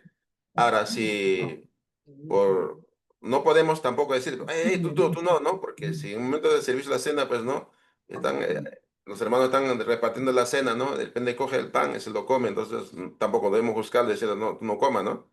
Porque no va a tener sentido para sí mismo, porque no ha nacido, bíblicamente no ha nacido de nuevo, ¿no? Entonces, el comer el pan y tomar el fruto de la vid no va a tener un significado real profundo, porque no ha nacido de nuevo, ¿no? Entonces, nacemos de nuevo cuando somos bautizados correctamente, ¿no? Eso es importante. muy bien, hermano. Sí, entonces, y cuando hablamos de la doctrina de la iglesia, en este caso es hablar de la doctrina propiamente, ¿qué es la iglesia, pues, no? Ahora, otra cosa es cuando hablamos de las doctrinas de la iglesia, pues, ¿no? ¿Cuáles son las doctrinas de la iglesia? Entonces decimos, ¿no? Creemos en Dios, ¿no? Que es todopoderoso. Creemos en Jesucristo, que es Dios, que es Hijo de Dios, ¿no? Que murió en la cruz por nosotros, ¿no? Que vendrá por segunda vez, ¿no? Creemos en el Espíritu Santo, ¿no es cierto? Creemos en los ángeles, creemos, ¿no? En el pecado, creemos que el hombre fue creado por Dios, no vino por evolución. Entonces, esas son doctrinas que nosotros tenemos, ¿no? Entonces, son doctrinas de la iglesia, ¿no? Pero cuando hablamos de la doctrina, propiamente, lo que se llama eclesiología, entonces tiene que ver con la iglesia propiamente. ¿Qué es la iglesia? ¿Cómo debe ser la iglesia? ¿Cuál es la organización de la iglesia? Cuando estudiamos eso, llamamos la doctrina de la iglesia, pues, ¿no? Entonces, la doctrina acerca de la iglesia, ¿no? Otra forma más clara de decir, ¿no?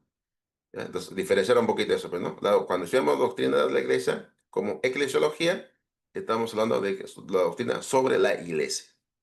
¿Ya? Su origen, ¿no? Cómo Dios planeó, ¿no?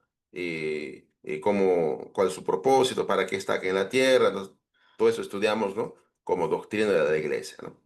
Así que esa es la diferencia. Muy bien. Entonces continuamos, ¿no? En la segunda parte. A pasar. Está,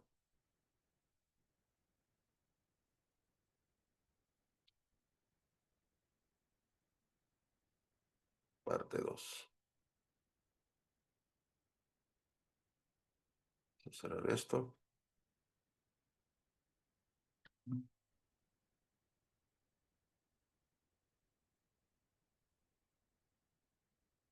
Ok, ahí tenemos parte 2, ¿no? Entonces, parte 2, análisis de la epístola a los romanos.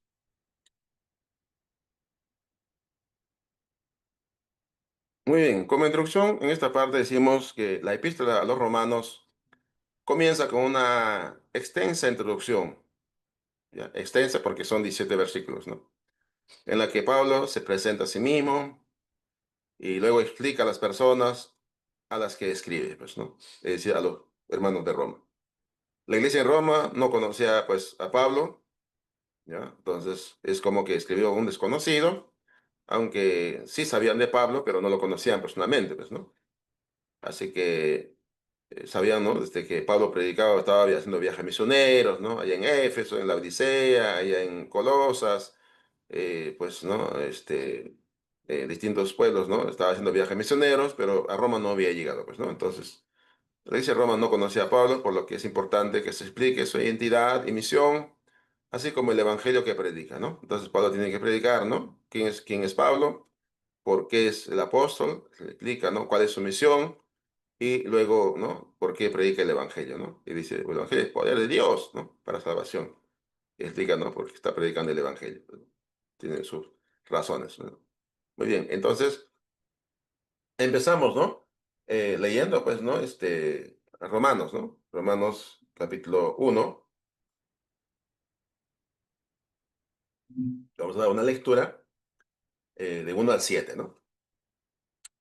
Pablo, siervo de Jesucristo, llamado a ser apóstol, apartado para el Evangelio de Dios que él había prometido antes por sus profecías, pero por sus profetas en las Santas Escrituras, acerca de su Hijo, nuestro Señor Jesucristo, que era del linaje de David, según la carne, que fue declarado Hijo de Dios, dice, con poder, según el Espíritu de Santidad, por la resurrección entre los muertos, y por quien recibimos la gracia y el apostolado para la obediencia a las naciones, para la obediencia a la fe en todas las naciones, por amor de su nombre, entre las cuales estáis también vosotros, llamados a ser de Jesucristo.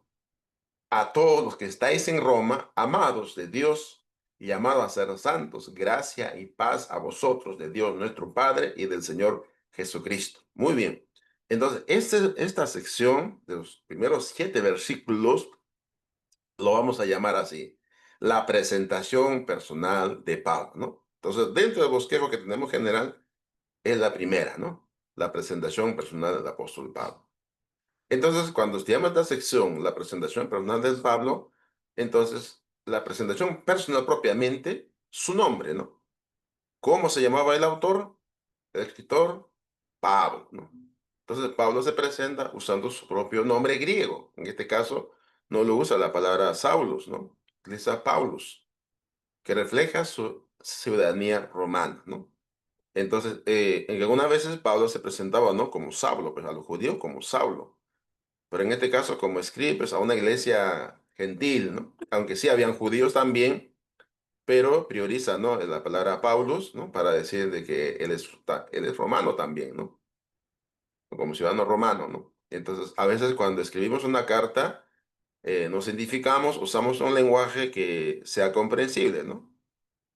Cuando escribo a la familia de mi esposa en Honduras, entonces tengo que utilizar algunas palabras. Cuando escribo por WhatsApp, antes ya no escribimos carta en papel, ¿no? Cuando escribo por WhatsApp, entonces a la familia de mi esposa, entonces utilizo lenguajes catrachos, ¿no? Lenguajes centroamericanos. ¿Ya? Entonces, porque hay algunas cosas que no se llaman lo mismo. Si yo quiere decir, pues, oye, ¿qué cosa? Bueno, le digo a su hermano, ¿no? Cuñado, o cuñada, digo, o cuando escribí a mi suegra, que en paz descanso, o a mi suero, pues, ¿no? Uy, acabo de desayunar, ¿no? Con aguacate, ¿no? Entonces, dice la palabra aguacate. Nosotros no decimos aguacate, decimos palta, ¿no? Aquí en Perú. Entonces utilizo un lenguaje que me entienda, pues, ¿no? Al utilizar un lenguaje que usado por mis suegros, por la familia de mi esposa, entonces me estoy identificando con ellos, pues, ¿no? Entonces Pablo se identifica con ellos, ¿no? En esa manera, prefería usar ese nombre, ¿no? Este nombre, al hebreo Shaul o Saulus, ¿no? Para conectarse mejor con los gentiles a quienes ministraba, pues, ¿no? Muy bien, entonces su oficio, ¿no? Su oficio. Dice que es siervo de Jesucristo. ¿Ya? Entonces usa la palabra doulos, ¿no? Doulos, que tiene un trasfondo hebreo, pero representa, ¿no? Un compromiso total con Cristo. Doulos, ¿no? Es porque ya viene del fondo, doulos es la palabra griega, pues, ¿no? La palabra griega para hablar de un esclavo, ¿no? Entonces dice que Pablo es esclavo de Jesucristo, ¿no? Así se identifica, ¿no? Luego, llamado a ser apóstol, ¿no? La palabra apóstol significa enviado, ¿no? Indica que su apostolado es un llamado divino, no un deseo personal. Un apóstol es un enviado con la autoridad para representar a Cristo. Entonces, y lo hace con autoridad porque cuando Pablo perseguía a la iglesia, cuando Saulo estaba persiguiendo a la iglesia, Jesús lo llama, ¿no? Saulo, Saulo, ¿por qué me persigues, no? Y luego le encomienda que se te va a decir lo que tiene que hacer, ¿no? Entonces, Jesús mismo lo llama y luego le encomienda, envía a Ananías, ¿no? Para que Ananías le diga lo que tiene que hacer, ¿no? Entonces, es lo mismo que hacemos nosotros, ¿no? ¿No? Convertimos, llamamos a través del Evangelio a las personas y le explicamos lo que quiere que tiene que hacer y le predicar el Evangelio y así, de forma cadena, a través de los años, siglos, estamos siendo, pues, ¿no? Enseñados, ¿no? A predicar el Evangelio, pues, ¿no? A ser enviados, ¿no? Entonces, llamado a ser apóstol, dice, enviado, pues, ¿no? Y luego dice también apartado para el Evangelio, pues, ¿no? Y eso aparece en los primeros versículos, ¿no? Entonces dice, Pablo, siervo de Jesucristo, llamado a ser apóstol, llamado para hacer un apóstol, un enviado, apartado para el Evangelio, ¿no? Apartado aquí. Entonces Pablo tiene una misión específica de predicar el Evangelio que lo lleva a declarar su vida a ese propósito. Es importante eso, ¿no? Entonces, eso es su oficio, ser siervo, ser apóstol, apartado significa ser santo, ¿no? Entonces, siervo, apóstol y santo, ¿no? Santo para las cosas de Dios, ¿no? Luego, y ahí empieza a agregar, ¿no? Que todo lo que esto está ocurriendo no es un accidente, ¿no? Mira, y habla de la visión profética del Antiguo Testamento. Apela al Antiguo Testamento. Empezando nomás, fíjese, cuando ya hemos hablado, cuando hablamos de literatura, ya hemos estado diciendo, ¿no? De que Pablo utilizaba, pues, muchas citas, del Antiguo Testamento, más de 60 citas, ¿no? Entonces, la visión profética del Antiguo Testamento. Entonces, apartado perdón, versículo 2, que él había prometido antes por sus profetas en las santas escrituras, ¿no? Entonces, esto respalda la continuidad entre el Antiguo y el Nuevo Testamento. O sea, el Antiguo Testamento no están divorciados, ¿no? No están divorciados, ¿no? No es que yo parte en dos secciones de mi Biblia, ¿no? Y solamente leo el Nuevo Testamento y luego no, ya lo dejo porque ya es pasado, ¿no? No, están conectados, ¿no?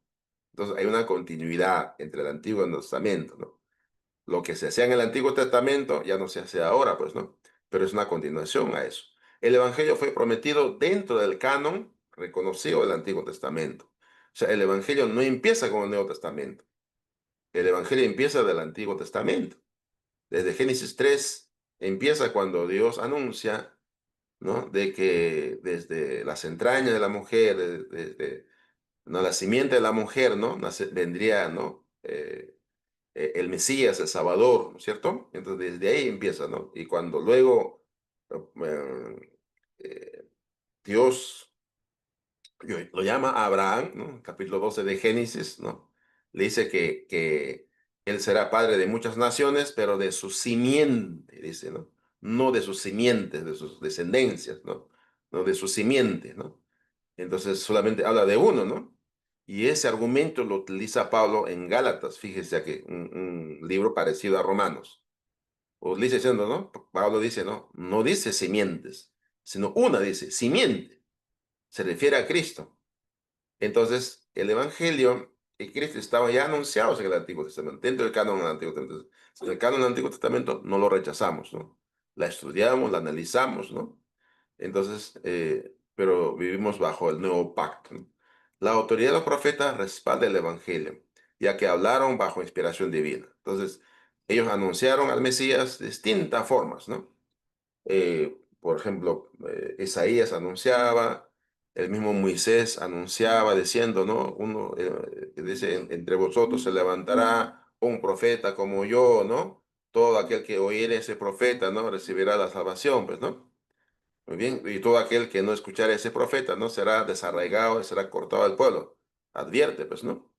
Entonces, eso es el Antiguo Testamento. Así que, y eso también lo utiliza, Pedro utilizó también esa cita, ¿no?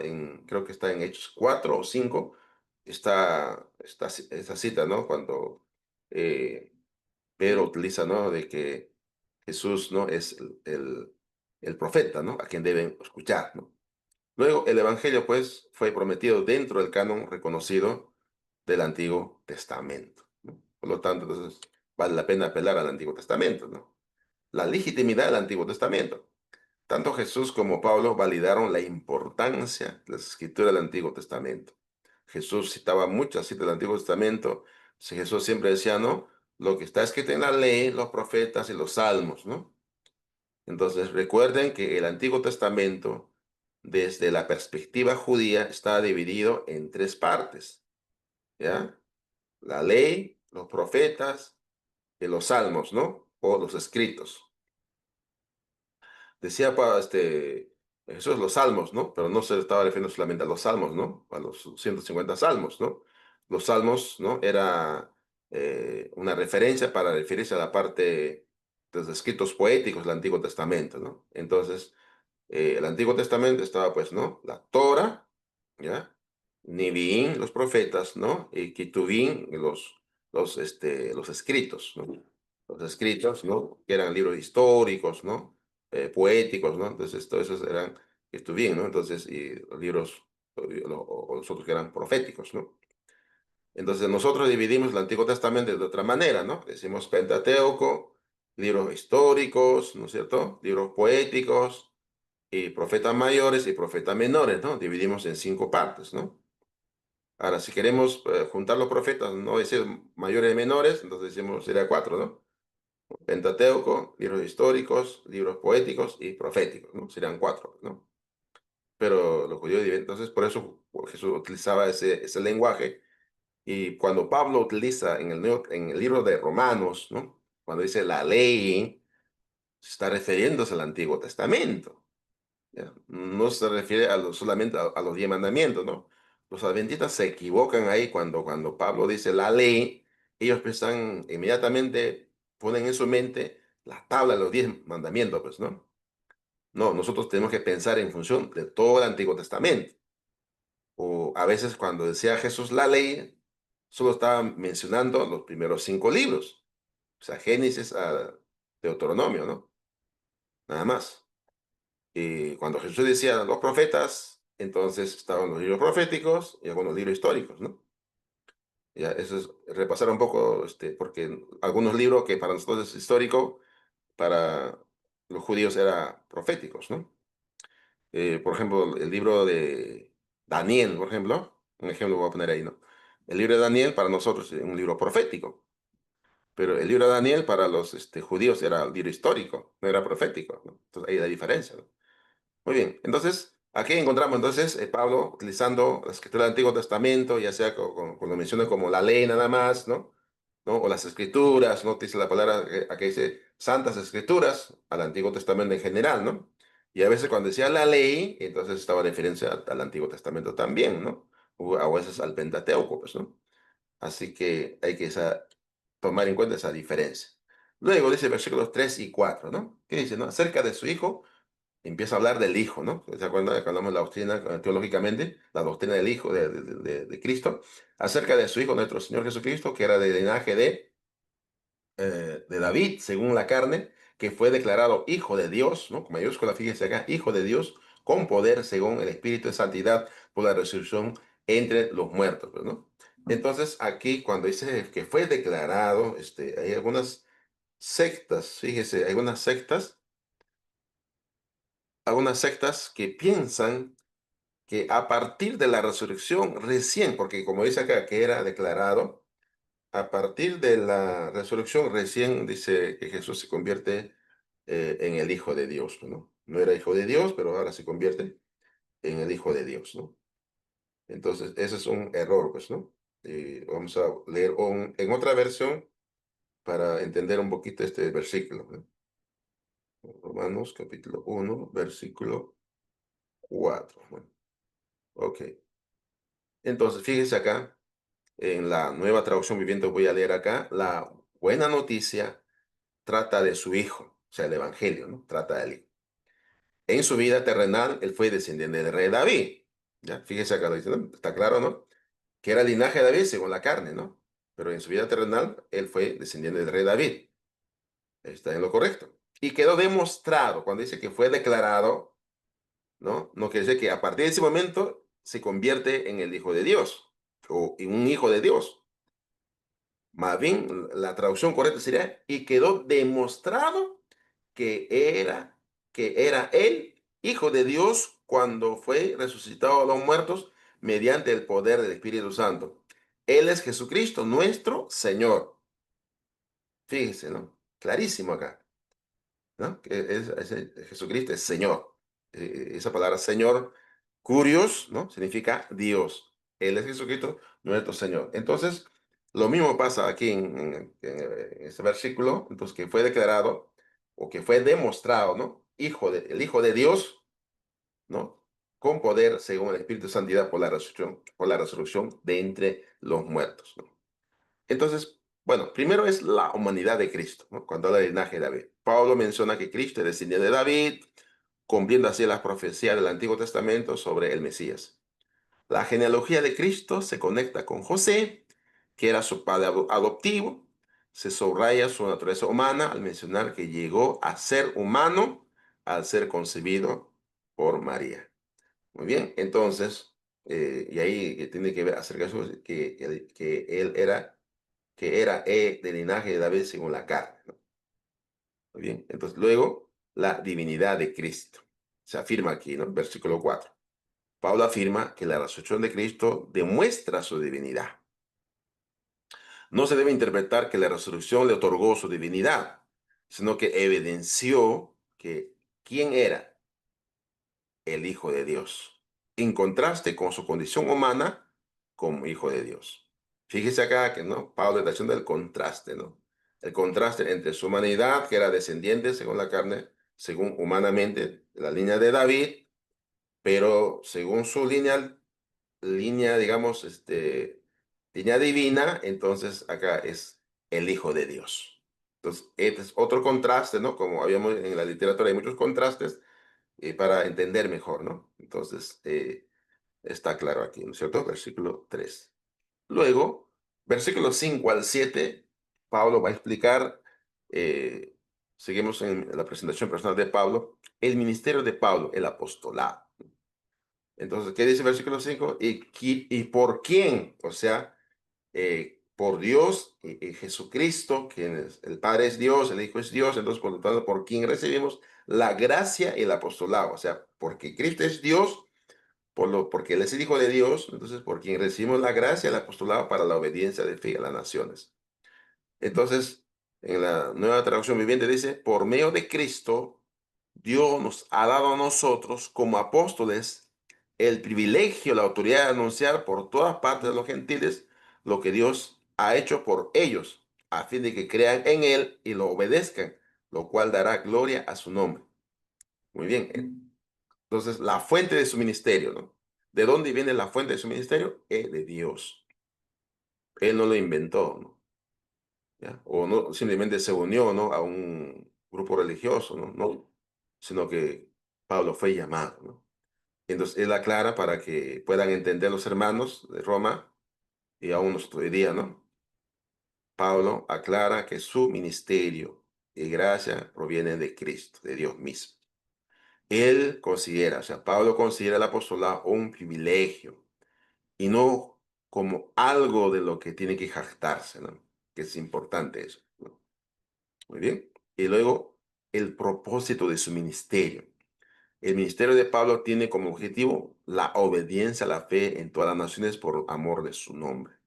Entonces, Pablo, su propósito de su ministerio es anunciar el evangelio para que las personas obedezcan el evangelio.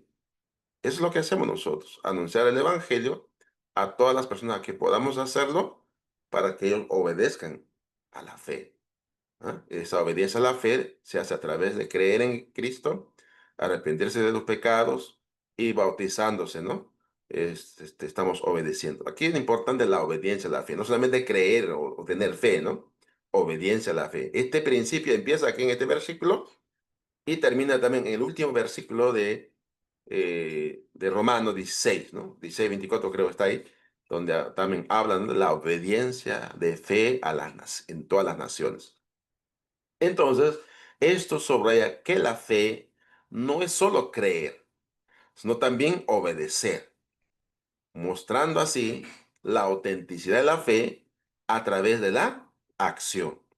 Entonces, eso mismo explica, ¿no? Santiago La fe sin obra es muerta, ¿no? Y Pablo está diciendo que la fe tiene que ser obedecida, pues, ¿no? Entonces es lo que hacemos al bautizar, obedecer a la fe. Luego, los destinatarios, se habla de los destinatarios, ¿no? Versículo 7, ¿no? A todos los que estáis en Roma, dice, versículo 7 ahí. Entonces, los santos de Roma. Pablo se dirige a todos los cristianos en Roma, no solo a los líderes, ¿no? Describe a los cristianos como aquellos llamados a ser de Jesucristo, señalando que fueron elegidos y respondieron a Dios. Se refiere a ellos como amados de Dios, ¿no? O sea, porque justamente lo dice acá en el versículo 7, a todos los que estáis en Roma, amados de Dios, llamados a ser santos. Entonces, qué bonita esta parte importante que Pablo menciona acá, enfatizando que ser amado de Dios es un privilegio mayor que vivir en Roma. ¿Ya? Porque están en Roma, pero ustedes son amados de Dios, llamados a ser santos, ¿no? Entonces, estar en Roma es un privilegio terrenal, pero mucho más importante es ser amado de Dios y llamado a ser santos, ¿no? También menciona que fueron llamados a ser santos, indicando su responsabilidad de vivir de manera separada o dedicada a Cristo, ¿no? O sea, una vida de consagración. Y luego acá incluye, ¿no? Cerrando desde el versículo 7, el saludo apostólico. Pablo inicia su carta con un saludo que incluye gracia y paz, término que refleja el amor inmerecido de Dios y la bendición de saberse en favor de Dios. Entonces, gracia, ¿no? Es en la palabra griega, que no la noté, es la palabra charis, ¿no? Así como escriben charis, ¿no? Se puede escribir como Jaris, ¿no? Charis, ¿no? Esa es la palabra gracia, pues, ¿no? Y la palabra paz es eirene, ¿no? Eirene, ¿no? En la palabra griega, ¿no? Ahora, en hebreo es shalom. Bueno, en este caso no escribió como shalom, ¿no? Si Pablo hubiera escrito en hebreo, pues hubiera dicho shalom. Entonces, pero, ¿por qué usa las dos palabras, no? Porque la palabra gracia, charis, era un saludo normal entre los griegos, ¿no? ¿Ya? Entonces, un saludo, ¿no? Entonces era charis, ¿no? Era saludar, ¿no? Como cuando decimos nosotros, hola, ¿no? Entonces, era un saludo eh, que se hacían los ciudadanos romanos o todos los gentiles, pues, ¿no? En griego, charis. Así que un saludo. Entonces, gracia significa eso. Pero gracia, este, tiene una connotación mucho más amplia, ¿no? Pero en este caso, saludo, pues, ¿no? Gracias, Jared. O sea, recibe, pues, una bendición inmerecida, ¿no? Paz, ¿no? Aunque usa la palabra airene en griego, pero utiliza esa palabra porque Pablo estaba acostumbrado a usar la palabra shalom en hebreo. Entonces, bastaba que usara, si era la iglesia en Roma o la iglesia gentil, solo bastaba utilizar la palabra Haris y el gentil entendía básicamente ese saludo, pues, ¿no? Pero usa las dos palabras, ¿no? Los dos tipos de saludos, hebreo y griego, para conectarse con la comunidad, ¿no? Que es la iglesia en Roma, pues, ¿no? Porque estaba compuesto de judíos y gentiles. Muy bien. Cierra esta parte, entonces, versículo 8 al 15, pues, ¿no? Ya vamos terminando, ¿no? Ya está, nos faltan unos 15 minutos. Así que versículo 8 en adelante, ¿no? Pablo, deseo de Pablo visitar a Roma, ¿no? Primeramente doy gracias a Dios, a mi Dios, mediante Jesucristo, con respecto a todos vosotros, de que vuestra fe se divulga por todo el mundo, ¿no? Porque testigo me es a quien sirvo en mi espíritu en el evangelio de su Hijo, que de sin cesar hago mención de vosotros siempre en mis oraciones, rogando que de alguna manera tenga al fin, por la voluntad de Dios, un próspero viaje para ir a vosotros, ¿no? Porque deseo veros para comunicarnos algún don espiritual, a fin de que sean confirmados, esto es para ser mutuamente confortados por la fe, que nos es común y a vosotros y a mí. Pero no quiero, hermano, que ignoréis que muchas veces me he propuesto ir a vosotros, pero hasta ahora he sido estorbado, para tener también entre vosotros algún fruto, como entre los demás gentiles, a griegos o a no griegos, a sabios, a no sabios, soy deudor. Así que, en cuanto a mí, pronto estoy a anunciaros el evangelio también a vosotros que estáis en Roma, ¿no? Muy bien, entonces aquí vamos a resumir básicamente esto. Versículos 8 al 10, las oraciones de Pablo por la iglesia en Roma. Entonces Pablo agradece, ¿no? Entonces Pablo agradece y dice, ¿no? Primeramente, doy gracias, gratitud. doy gracias mediante Jesucristo con respecto a vosotros, de que vuestra fe se divulga por todo el mundo, ¿no? Entonces, el cristianismo en Roma era conocido, ¿ya? Sabía de la iglesia en Roma que estaba siendo una iglesia activa, entonces, porque me es testigo de quien sirvo en mi espíritu, que el evangelio de su Hijo, que de que sin cesar hago mención de vosotros en mis oraciones, ¿no? Eso tiene que ver la intercesión. Intercesión es orar por los demás, ¿no? Primero agradece a Dios, ¿no? Por su familia, por los hermanos que ha conocido, por los hermanos de Roma que no conoce aún todavía, y luego intercede. Describe su ministerio como un acto de servicio sincero y constante a Dios, ¿no? Y ruegos, ¿no? Rogando, el versículo 10 dice, rogando que de alguna manera tenga al fin. Pablo ora para que haga posible su visita a la iglesia en Roma. Entonces, en una oración, ¿qué hacemos, no? Agradecemos a Dios, intercedemos, ¿no? Y luego también rogamos a Dios, ¿no? Rogar a Dios, pedir a Dios, acá los ruegos tiene que ver con las peticiones, ¿no? Pedimos a Dios, ¿no? Muy bien. Entonces, las oraciones de Pablo. Luego, los deseos de Pablo para ir a la iglesia en Roma. Versículo 11 al 15. ¿Cuáles son sus deseos? Comunicar un don espiritual. Deseaba compartir bendiciones espirituales para fortalecer la fe de los romanos, ¿no? Entonces, lo que hacemos, ¿no? Cuando viajamos a visitar las iglesias, comunicar un don espiritual, ¿no? Una bendición espiritual. Confirmar la fe, buscar fortalecer a los cristianos en su vida espiritual, ¿no? Entonces, a veces llevamos temas, ¿no? Que es de interés para la comunidad, para la iglesia. Entonces, ahora que viene el hermano Simeón, ¿no? Enseñó muchos temas aquí en Perú. Cuando vino el hermano Alberto hace poco, también, ¿no? Enseñó muchos temas.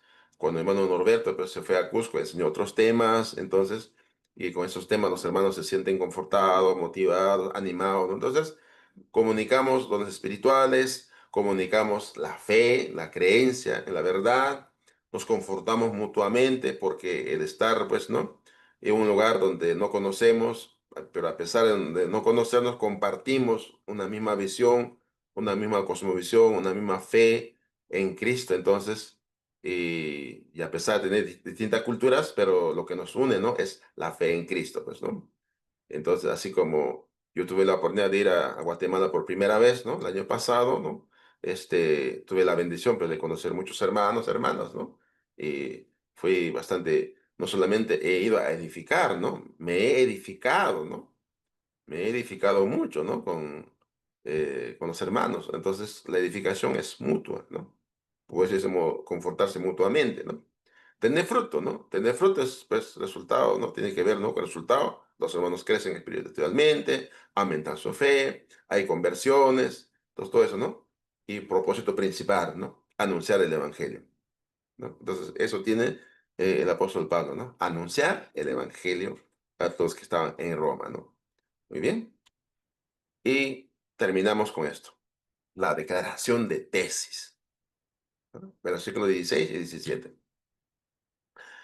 La declaración de tesis, la epístola, ¿no? La epístola de Romanos trata entonces principalmente sobre el Evangelio. Y Pablo pues comienza explicando la importancia y la grandeza del Evangelio, seguido de su naturaleza, propuesto método de universalidad. Muy bien. Entonces dice, porque no me avergüenzo del Evangelio, porque es poder de Dios para salvación a todo aquel que cree, al judío primeramente, también al griego, porque en el Evangelio la justicia de Dios se revela por la fe, y para fe, como está escrito, más el justo por la fe vivirá.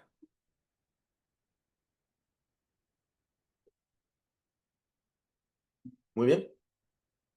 Esto es una especie de bosquejo, ¿no? Entonces, por ejemplo, este versículo se puede predicar en eh, varias partes, incluso, pues, ¿no? De repente se puede predicar, digamos que estos son bosquejos que tienen 7 puntos, ¿no?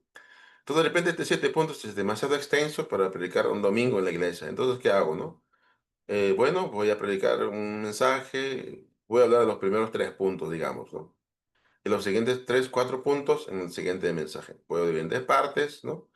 He oído mensajes, por ejemplo, solamente sobre la grandeza del Evangelio. No me avergüenzo, ¿no? Sobre esa base, pues, ¿no? Entonces, si tomamos en cuenta de cada idea de esto, de cada punto, que tiene ese versículo, entonces podríamos hacer 7 sermones aquí. Podríamos elaborar unos 7 sermones, ¿no?, sobre la grandeza del Evangelio. Un mensaje, ¿no? Con la frase, no me avergüenzo, ¿no? Y luego, ¿no?, la eficacia del Evangelio. Poder, dinamis, ¿no? En griego, dinamis. El propósito del Evangelio. ¿Para qué es el Evangelio? Salvación. Hay mucho que hablar sobre la salvación. El instrumento del Evangelio, la fe, creer. La universalidad del Evangelio, todos, ¿no? El Evangelio es para todos, ¿no? Entonces, puedo predicar el Evangelio es para todos, ¿no? Puedo poner un título, el Evangelio es para todos, ¿no? Basado en este texto. El método del Evangelio es la justicia de Dios, ¿no? La justificación, ¿no?, a través de Cristo, ¿no? Cristo es la justicia de Dios. Y el resultado del Evangelio es vida, vida eterna, ¿ya? Entonces, este es el, digamos, ¿no? 7 puntos importantes tiene este versículo, al menos expulsado así, 7 puntos, ¿no?, importantes, ¿no? Entonces, cada uno ya está explicado, ¿no? Entonces, voy a explicar así rápidamente, para ir cerrando, entonces, el tema de la grandeza del Evangelio, en vergüenza, entonces, la cultura, la filosofía moderna no cambian la grandeza y la esencia del Evangelio. Eso definitivamente, ¿no? Entonces, puedo estar en Guatemala, puedo estar en Honduras, puedo estar en Costa Rica, en Colombia o Estados Unidos, ¿no? La grandeza del Evangelio no va a cambiar, va a ser ese el mismo, ¿no? La cultura, la costumbre, la filosofía que tenga la gente en cada pueblo no lo cambia, ¿no? Entonces, las filosofías tienen que adaptarse al Evangelio, no el Evangelio con la cultura, ¿no? Eso es importante, ¿no? La definición del Evangelio significa buenas nuevas, buenas noticias, proviene del griego evangelio, ¿no? Evangelio, ¿no? Entonces, ahí en la palabra evangelion está significa nuevo, ¿no? Y angelion tiene que ver con ángel, ¿no? Ángel, ¿no? Muy bien, o mensajero, ¿no? El significado del evangelio consistía en la llegada al reino de Dios, es decir, la manifestación de su salvación. En el Nuevo Testamento, ¿no?, el evangelio es el anuncio de la llegada al reino de Dios en la persona de Cristo. Eso dice Marcos, ¿no? 1, 14, 15. Entonces, la grandeza del evangelio. La eficacia del evangelio es poder, ¿no? Porque dice poder, dinamis, ¿no?, en griego. El propósito del evangelio es para salvación. De las personas que están condenadas para el infierno, la mayor necesidad del hombre es la salvación. Entonces, y ahí, bueno, para salvación, porque la palabra, el sustantivo soteria, que significa salvación, está relacionado con el verbo soso, que significa salvar, ¿no? Entonces, el evangelio no es solo un mensaje, sino dinamismo divino que transforma, ¿no? Porque la palabra dinamis significa dinamismo, ¿no? De ahí viene la palabra dinamismo, ¿no? Significa acción. Entonces, solo el Evangelio tiene poder para rescatar al ser humano de la condenación, ¿no? Eso lo sabemos. Luego, el propósito del Evangelio, salvación, liberación también. Ahí escribí mal, ¿no? Liberación, soteria. Es el poder de Dios para salvación. Pablo escribe el poder y la eficacia del Evangelio, entonces, en las siguientes palabras, ¿no? Es poder de Dios, ¿no? Entonces, la salvación. Y tiene que ver con la transformación, ¿no? El Evangelio es el poder eficaz o dinámico de Dios que actúa en el mundo para liberar al hombre de la ira de Dios y devolverle la gloria que el hombre perdió cuando cayó en el pecado. Eso se llama transformación. El instrumento, ¿no?, es creer, ¿no? Y para considerar estas 3 cosas para entender la fe en el Evangelio. El contenido del Evangelio. En primer lugar, tenemos que contestar la pregunta, ¿tener fe en qué? ¿No? ¿En qué tenemos que creer, no? ¿En qué? Y luego, ¿en quién también, no?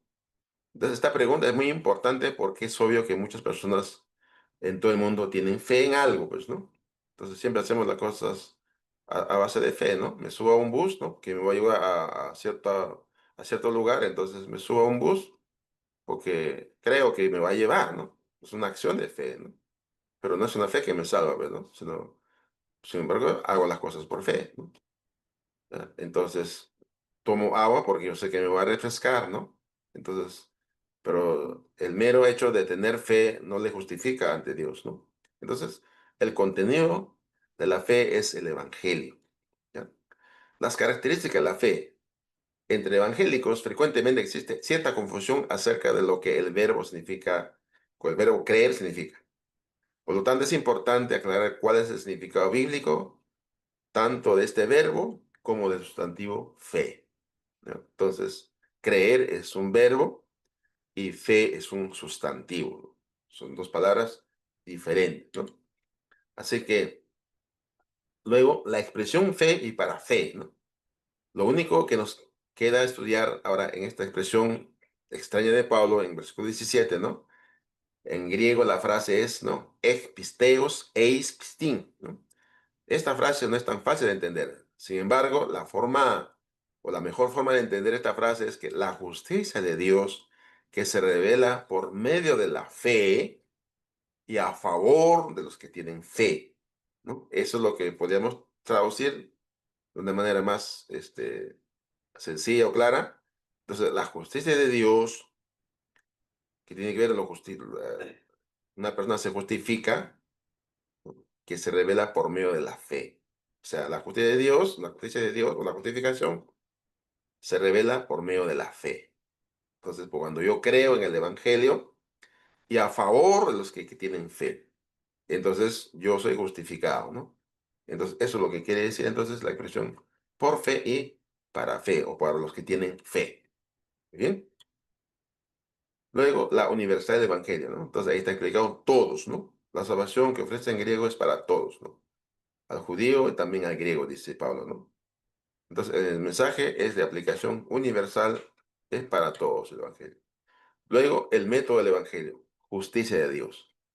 El método divino para salvar al hombre consiste en la justificación. Entonces, el significado de la justicia de Dios, necesitamos estudiar un poco más estos temas porque estamos introduciendo acá. Así que hay 4 palabras, ¿no? Que ustedes van aprendiendo o vayan investigando, entonces, para entender mejor cuando estemos repasando los textos, ¿no? La palabra dique significa juicio. ¿Ya? La palabra dique. Luego, la palabra dikaiosune significa justicia, ¿no? Justicia, ¿no? Todos son sustantivos, ¿no? La palabra dikaios significa justo, decayos, ¿no? Pero decayo, ¿no? Que termina en omicron, o significa justificar, es un verbo, ¿no?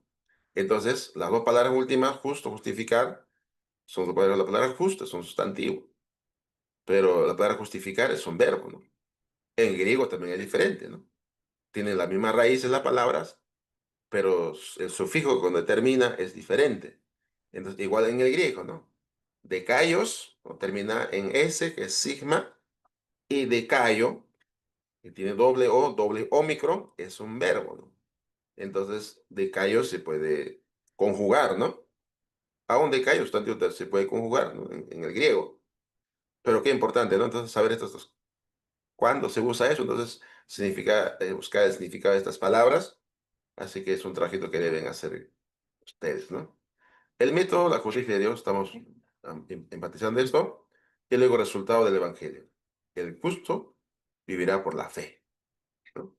Cuando una persona se salva, entonces él vivirá una vida diferente, que será una mejor vida y más santa, ¿no? 2 Corintios 5:17. Vestido del del hombre nuevo, que según Dios es creado en justicia y en verdadera santidad. Efesios 4:24. Entonces estamos para tener una nueva vida. Entonces, en resumen, hermanos, enseñanzas teológicas que aprendemos de esto: el Evangelio de Cristo es la consumación del plan eterno de Dios. Está profetizado, está prometido, documentado en el Antiguo Testamento, ¿ya? Y entonces Romanos explica esto, ¿no? Luego refuerza la unidad de la Biblia. Lo que Dios comenzó a revelar en la ley y los profetas, lo cumplió en Cristo. Y por eso Jesús dijo en Mateo 5:17, ¿no? ¿No? Entonces, no he venido a abrogar la ley y los profetas, sino a cumplir, a dar cumplimiento, ¿no? Pablo está preparando el terreno para demostrar que la justicia de Dios revelada en el Evangelio no es nueva. O sea, no empezó con la venida de Cristo, ni tampoco Pablo inventó, sino antigua en propósito. antigua en propósito porque ya estaba anunciado, ¿no?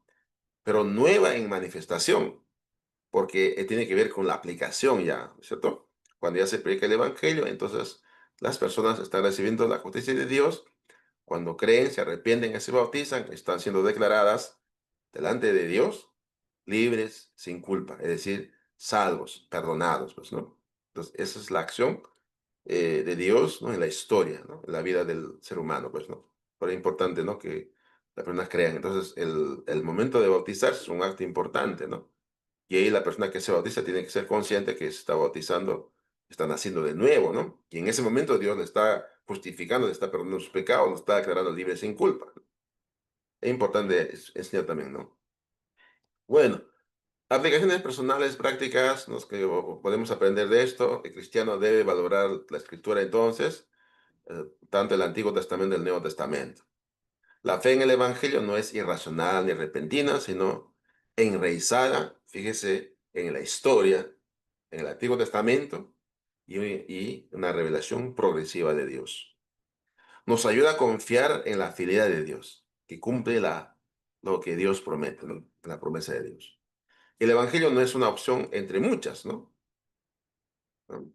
No es una opción entre muchas, ¿no? Sino es el único camino de salvación. Es importante saber esto, ¿no? El Evangelio no es una opción más, ¿no? De entre muchas o muchas religiones, ¿no? Sino es el único camino. La salvación no depende de obras humanas, ¿no? Sino de la fe en Jesucristo. A través de la fe en Cristo somos justificados, santificados y seremos glorificados, ¿no? Todo eso va a pasar esto también. Luego, la justicia de Dios no solo salva, fíjese acá. La justicia de Dios no solamente nos salva, nos perdona, ¿no? Sino que también transforma la vida.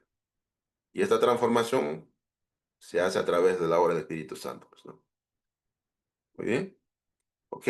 Y la fe es el medio por el cual vivimos diariamente como justificados, ¿no? No para ser justificados, sino como justificados. La fe es el medio por el cual vivimos diariamente como justificados, ¿no? Porque lo que ya estamos bautizados somos justificados. Muy bien, entonces acá cerramos. Muchas gracias. Entonces ya cerramos. Si hay comentarios, y vamos a cerrar entonces. Gracias, hermano. Muy rico. Lo escuché y creo que ha sido de bendición, hermano. Muchas gracias. Amén. No hay preguntitas entonces.